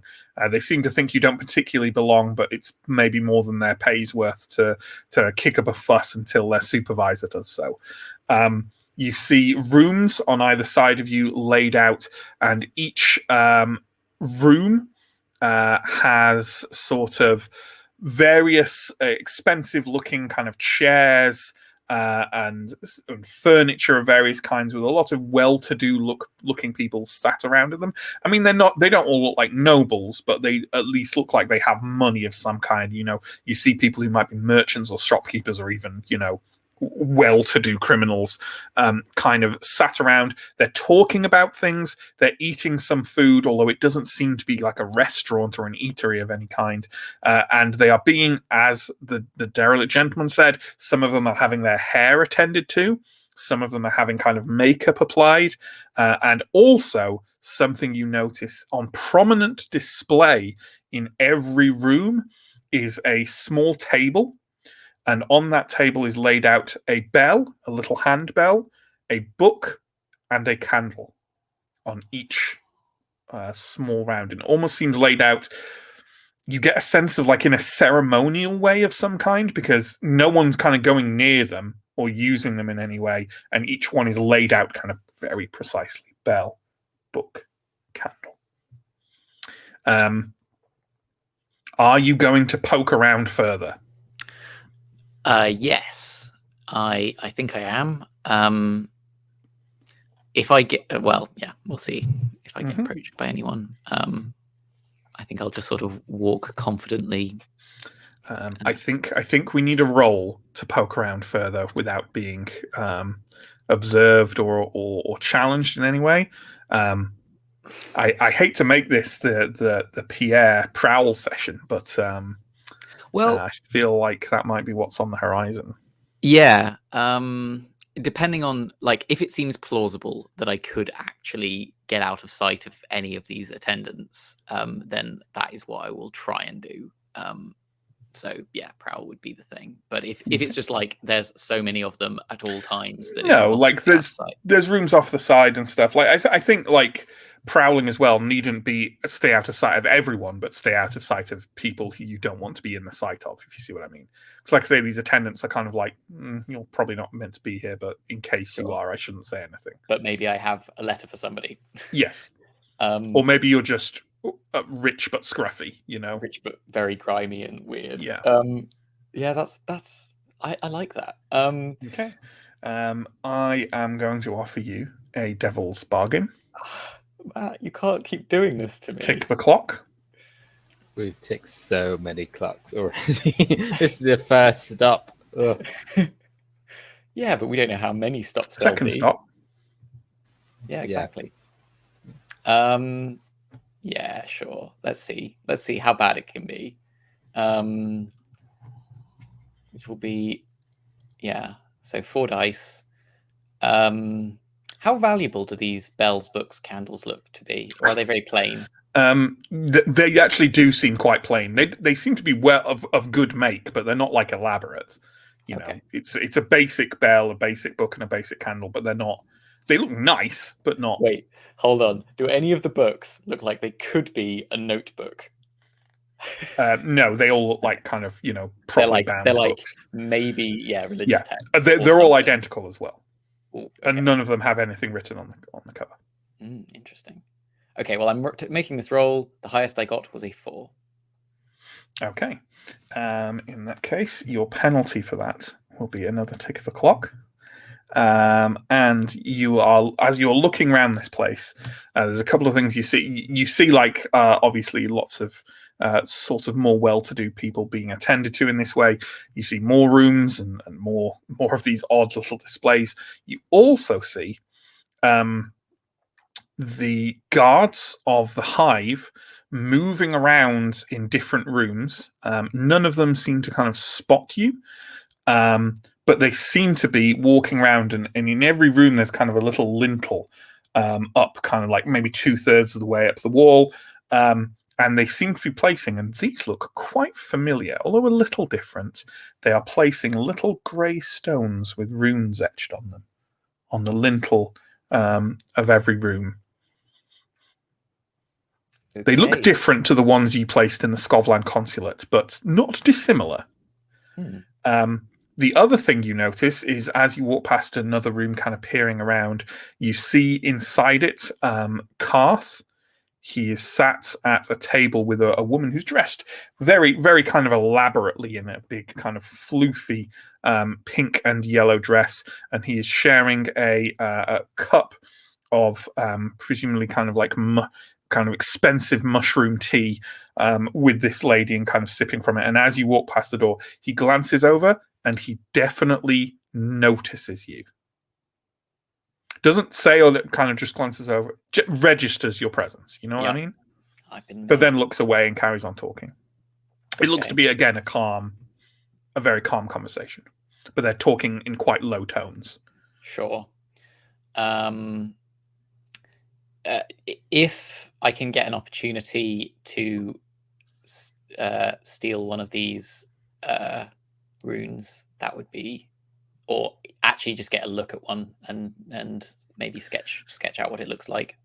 But I will say this before you start that: either of those rolls would be a desperate roll. Okay, because they are placing them specifically. Each room has a guard in that's doing that, that's placing the runes and making sure they're in the right place.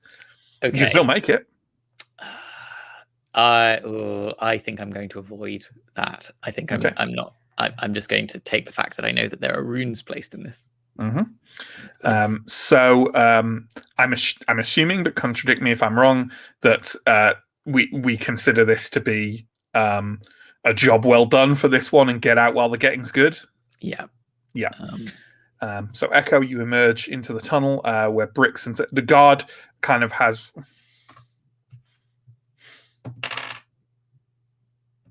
The guard caught the derelict individual and clubbed him into unconsciousness and tipped him onto the side of the tunnel, and then returned to his position.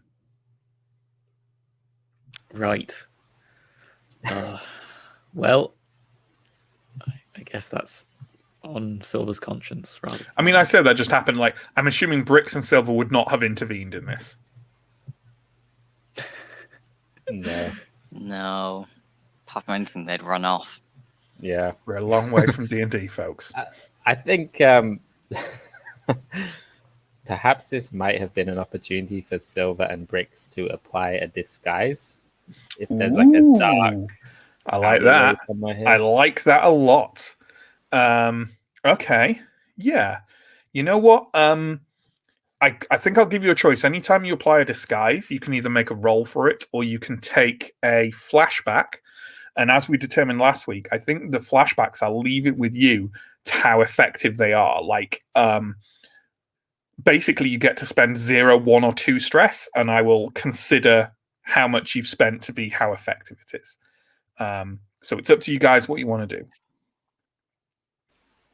Feels like a group action either way. Okay. I mean, I'm happy to roll for it. I have a fine disguise kit. Mm-hmm. So I think that makes it more effective if I do roll and I'm successful. Yeah, I think it'd be great effect and a controlled roll, in the darkness of the tunnel. What were you planning on rolling, Sam? I'm never quite sure with applying disguises. I think finesse would be a very good role for it. Oh yeah, I can roll finesse. I think that's one I've done in the past and works for me. Okay, I'm happy to assist. I'm also happy doing the flashback and taking the stress.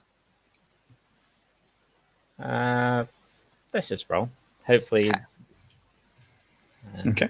So is that an assistance from Bricks? Yes. Cool. Okay.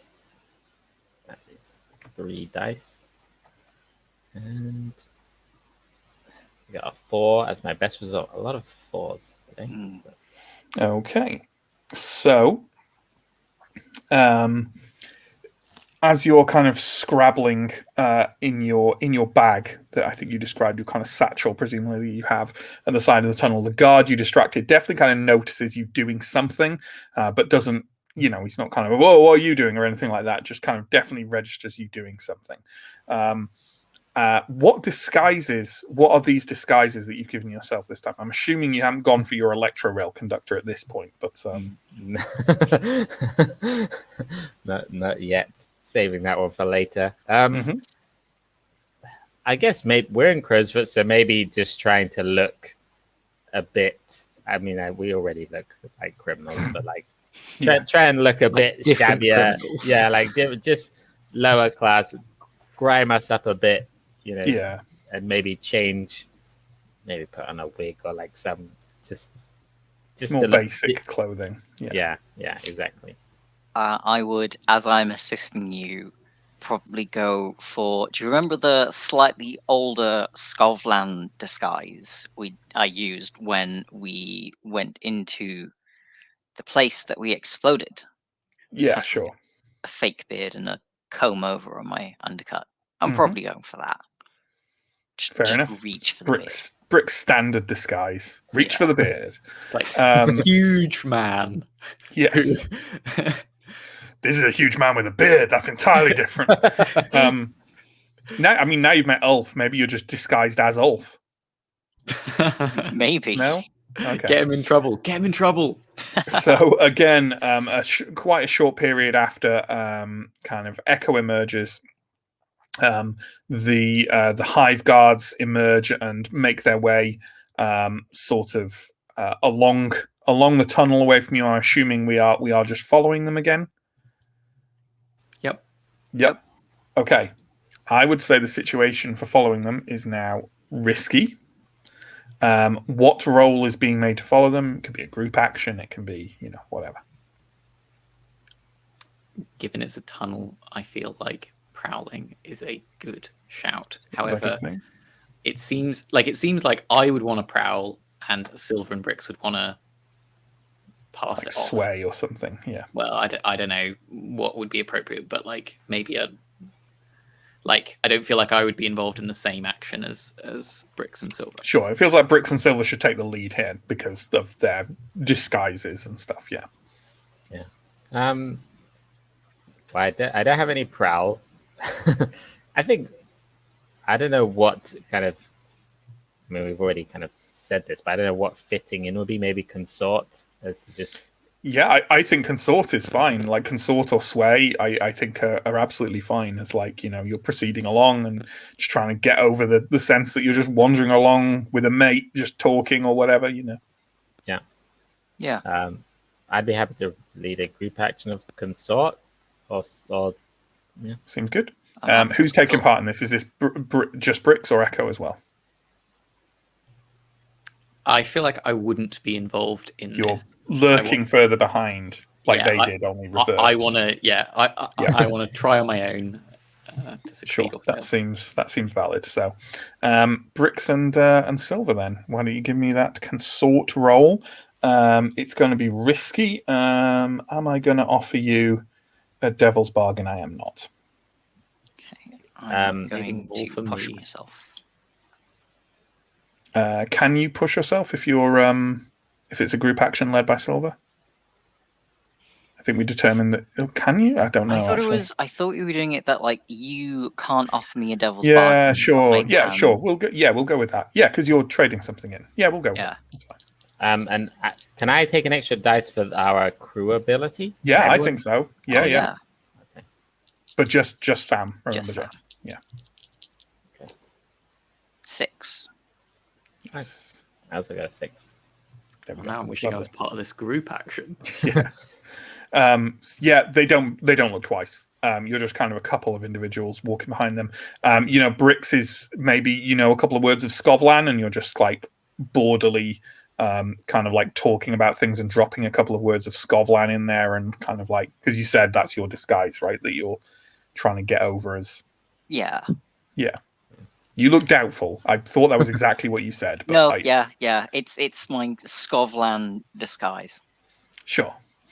And you kind of walk out of the tunnel, kind of like that. I mean, the light isn't, great. It rarely is in Dustfall, but kind of blinking slightly as the streets flood back. The mist still kind of covering the ground at this point, and they seem to be walking in direction of the electro rail. And as you follow them, that turns out to be exactly the case. They walk up onto the electro rail platform, such as it is, that rickety iron platform and staircase again, and they climb aboard another electro rail. I'm assuming you're going to get on and follow them. Yeah, I think perhaps even if we saw that they were definitely heading to the electro rail, maybe try and get on it before them, because then. If they'd seen us, they would think they can't be following us. They got on before we did, maybe, possibly. Sure, exactly. I think given that you're walking directly behind them, it might look like you might draw more attention by trying to. But I think it's fine. You know what? Okay, let's say this. I'm going to make you have a roll to be like either inobtrusive in the electro rail or to get on the electro rail ahead of them. But it depends what you want to roll and how you want to roll it. So. I think probably for me, being inobtrusive is going to be a better role than trying to like rush on in front. So sure, yeah. Okay, you climb aboard. This one has 4 carriages, and it is again really quite empty. Maybe it's the time of day. It is also an electro rail heading to 6 Towers. That kind of formerly upper class neighborhood that has now descended into kind of abandonment on the east side of the city. We've had a few entanglements in, I think. So what role are we making this time to stay inobtrusive? Like last time we had a bit of a prowl role, and again, only one person needs to make it, or you can do a group action if you want. Or are we kind of sticking with kind of like consort and pretending to be, just normal citizens? What are we doing? I think Silver and I have gotten this far, passing off as normal citizens deep in conversation.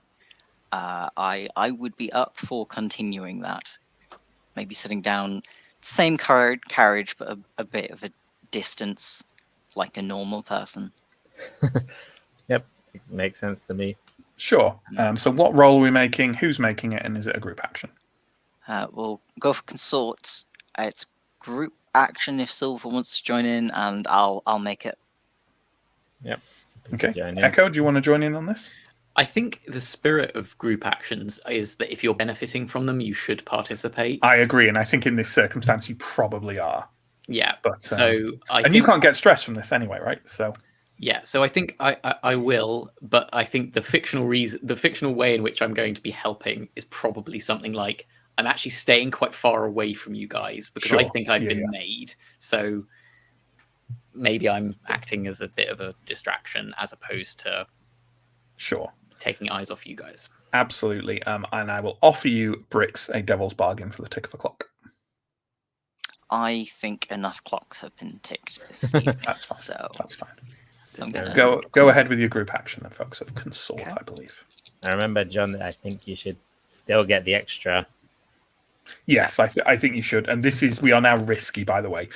Basically, I'm judging on clocks whether your kind of staying unseen rolls are controlled or risky or desperate. We are currently in the risky phase, and it ain't going to change unless it ratchets up. So I have no points in consort, so I'm like, should I push myself? Probably not. I got that 5. I got 2 1s. I got a 2 and a 6, so that is a 2. Well, thank for that 5 then, eh? So Sorry, Bricks. I tried. It's fine. no, it's fine. The complication is currently unknown to you. But you kind of you sit round, maybe Silver and Bricks quite loudly talking again to kind of just seem like a couple of friends aboard this Electro Rail, and Echo sitting away. As I said, there's a number of carriages, so maybe you're even the next one further along. Echo kind of like trying to remain as unobtrusive as possible. The guards. I didn't roll to see. Yes, so that's. Yes. You did, in fact, I should have mentioned this before, 1 extra guard again came out of the it was a salon, an old-fashioned kind of like salon, and 1 extra guard came out there as well, so there are now 5 guards accompanying Karth. The Electro Rail buzzes and crackles its way along to 6 towers. Below you can see those those we mentioned those large kind of old like brownstone or tenement buildings, kind of an old-fashioned build that looks quite nice in 6 towers, kind of layering the streets, but most of them now empty and abandoned, and occupied by squatters or ne'er-do-wells of various kinds. And the Electro Rail station there, it's on the ground, so the skyline kind of slowly glides to the ground, and there's a kind of judder and a kind of noise as the kind of carriages click into place on the more grounded rail, and it glides up and opens the doorways to an old abandoned Electro Rail station. Essentially, like, people still use it, but it's not manned. It's not. There's no one there to sell tickets or anything like that, because no one really lives in 6 towers anymore officially, or not many people do. The group of hive guards proceed off out of the carriage. Following them? Does Karth also go? Yeah, sorry. Yeah. Well, I just like, maybe this is a massive misdirection. He sends all the guards out, and then we follow the guards. No, they all get out. Yeah, I will attempt to get out, and I'm interested to see if I can see if any of them are looking my way. You don't kind of detect any of them looking your way immediately, and they're just basically wandering off down the street. They seem to be knowing where they're going and just wandering along, cautiously and professionally down the street. Okay. And we got another roll to follow them, folks. What are we doing? Who's taking the lead on this, or doing it on their own, or what have you? It's getting. I feel like we'd be pushing our disguises slightly to try consorting. Like, yeah, you saw us like in a tunnel in Crowsfoot and on the train, and also we're still next to you, but we're just normal people. Just nothing going on here.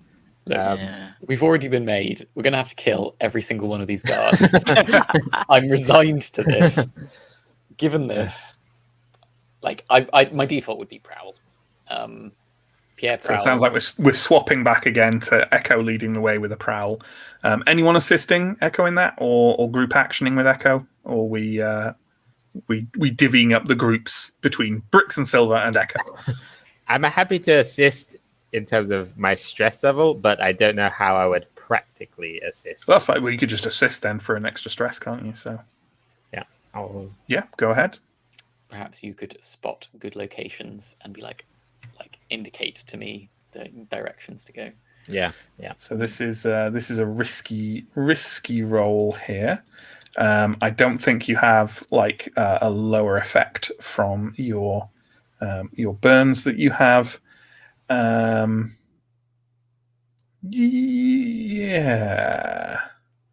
What do we want here? Is this area in general very abandoned? Like, yes. Okay. By and large, 6 towers is very abandoned, yes. But I mean, there are still people here, and people are still occupying various things. They're just like generally don't own them and are not meant to be there. There's still like even like storefronts and merchants Okay, you know, so in it's not fact, like... I think your operation here was against, was it a tobacconist or something like that, or like a smoke shop, where the one where Bricks destroyed the staircase against the grey cloaks. Yeah, that was the tobacconist. Yeah. We were also here to pick up the guy that Steiner shot. Yeah. I'm going to offer you a devil's bargain, Pierre, for heat. Heat. That's not a Heat. tick of a clock, and that not. sounds appealing. So would it take us over 4 heat, whatever the limit is to our ability that Ooh, that's a good call from Sam right there. Well, we're currently on 2, so unless Matt is going to tell us how much heat is on the line. No, I'm not. No, of course. 6 heat. Sure, 1 heat. It's going to be 1 heat. Okay. I will accept the devil's bargain in unsurprising fashion. Sure. And I rolled 5 dice, of which the highest result was 3. What? That's astonishingly bad. Yes. So it's pretty bad. Wow. It's pretty bad. Dice, so you find yourself. So can you ratchet up a heat, please, John? And then Echo, as you're kind of prowling around these streets of Six Towers, staying at a distance from the group in front of you, and sort of you find yourself kind of sticking to these old, like kind of elaborate iron wrought, like kind of iron, like you get at the front of a house where there's a little low stone wall and then there's like ironwork spikes and stuff, and you're kind of creeping along there. And as you do so, staying pretty out of the way, pretty inobtrusive, you hear a voice, a high-pitched child's voice, coming from just the ironwork to the left of you. And you kind of quickly look around, and there's a yard there with like a group of children playing some kind of like kickball game with like a wadded up mass of newspapers, and one of them, a young, actually, impossible to tell, covered in grease and grime, with a cap on pulled down over, like almost over their eyes, like points to you and says, "Hey, that's that lady who had that body that time on the river."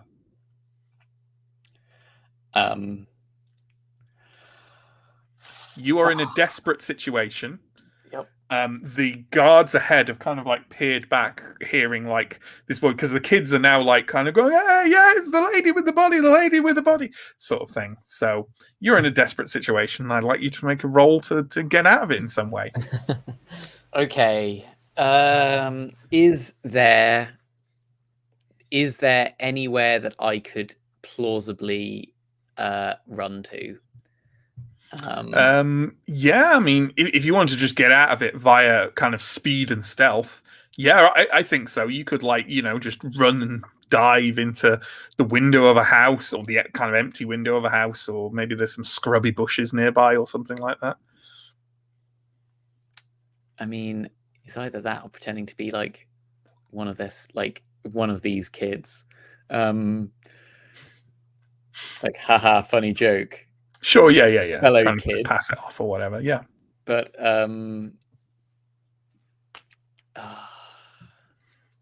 given the guards are looking back, what can I do? I'm happy for this. Sorry, I'm happy for this role to be made by Bricks, and like the group needs to come up with a solution to it. It needn't necessarily precisely be Echo.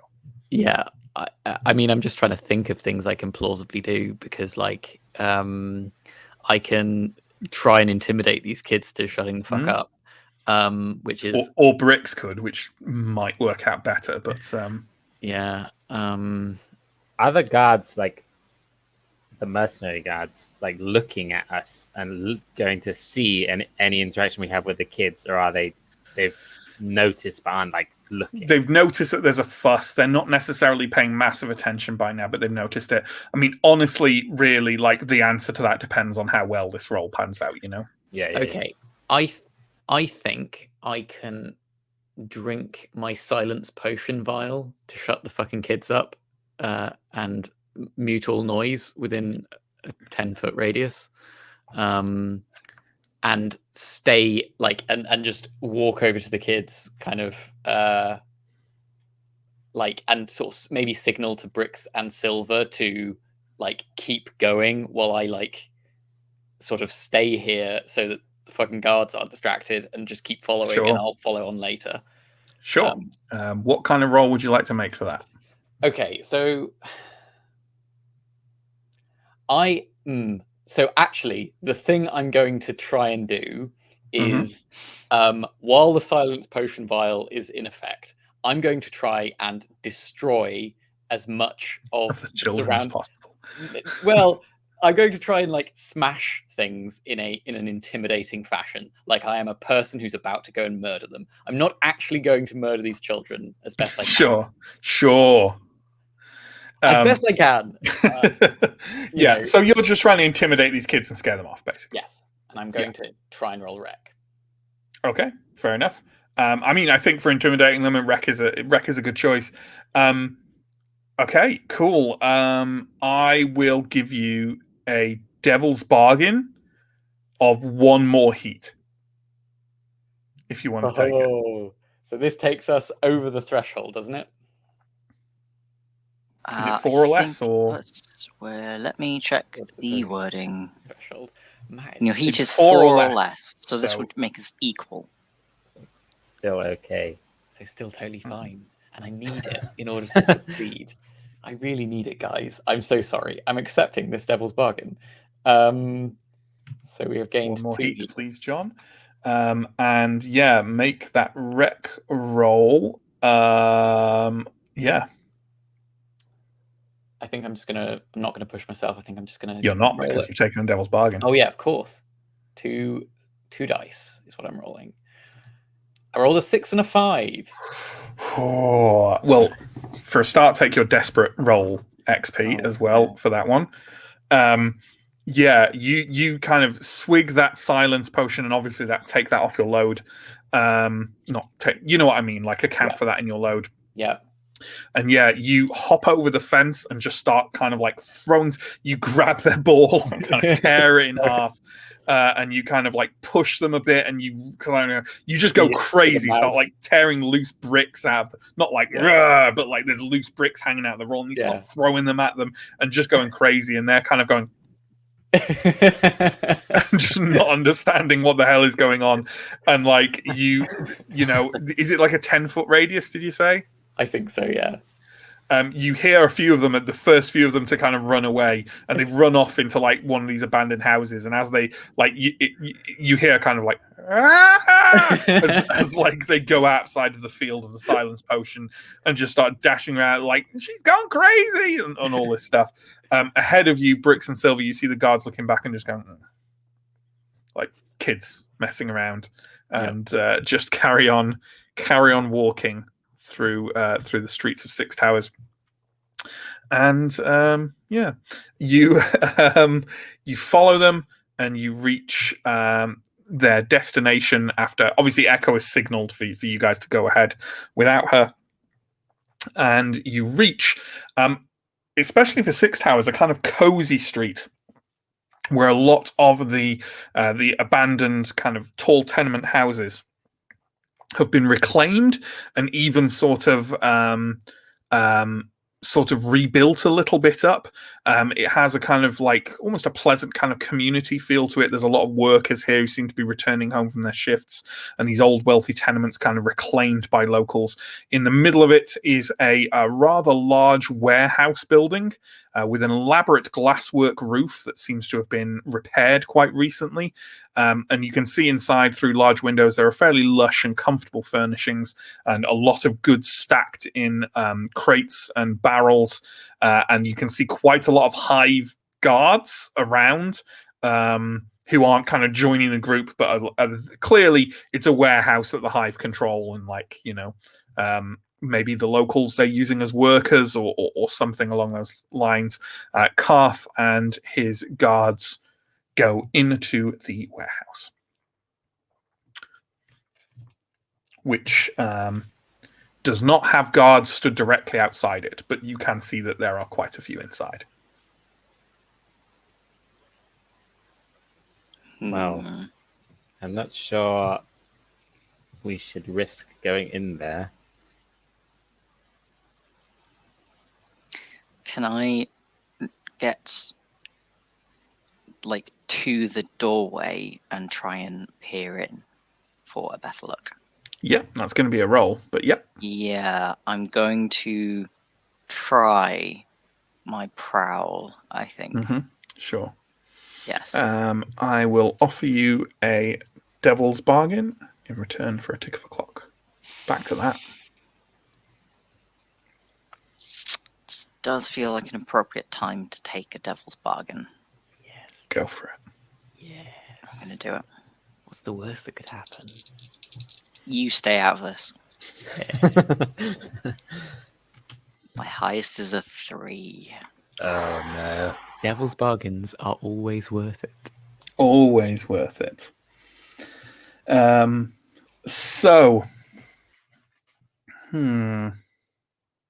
Yeah, we'll just go with a simple thing for this. You kind of make your way over to the door, kind of like trying to look inobtrusive, and almost as you're kind of flush with it and walking along, kind of peering over, someone inside shuts the door.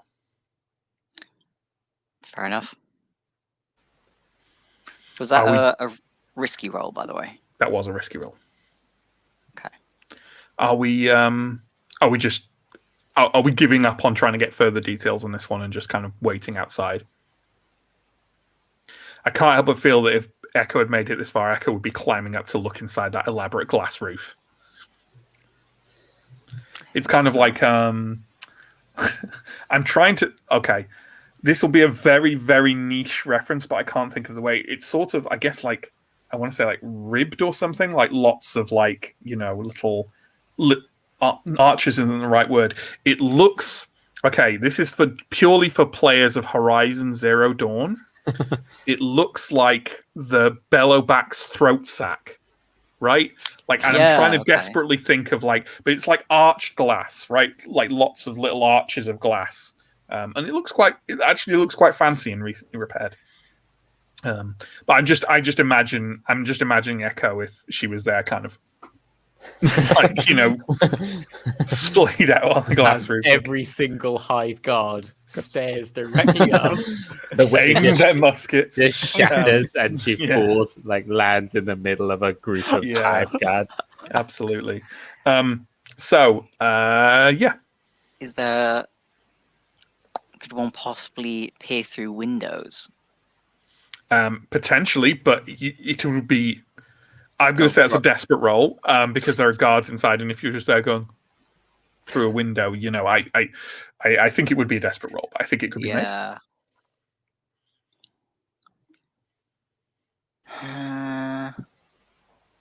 I'll give a quick look to Silver. I think we're doing well-ish so far. Let's just stay safe. We know where he's. I think so. We know where he's been. I think better to stay on his trail than to get made trying to figure out what is going on inside that building. It's just a hive building. Could be anything. Yeah. All right. Okay. All right. There we go. Right. Here's something, folks. Turns out this score is taking a lot longer than I thought it would. I think it's quite fun, and I don't want to shorten it. Are you guys having fun with this? Is this a fun, different kind of score? Yeah, I like it. Terrible. Okay. Rather than shorten it for the sake of stream length, what I'm going to do is obviously we try to stay one score to a stream. But instead, I don't think there's a particular problem with having a score be precisely two streams, if that makes sense. It was just like the half and half thing where things were wonkily going over. So what we're going to do, we will leave this score on the stream here for the week, and then next week we'll finish this score and do downtime.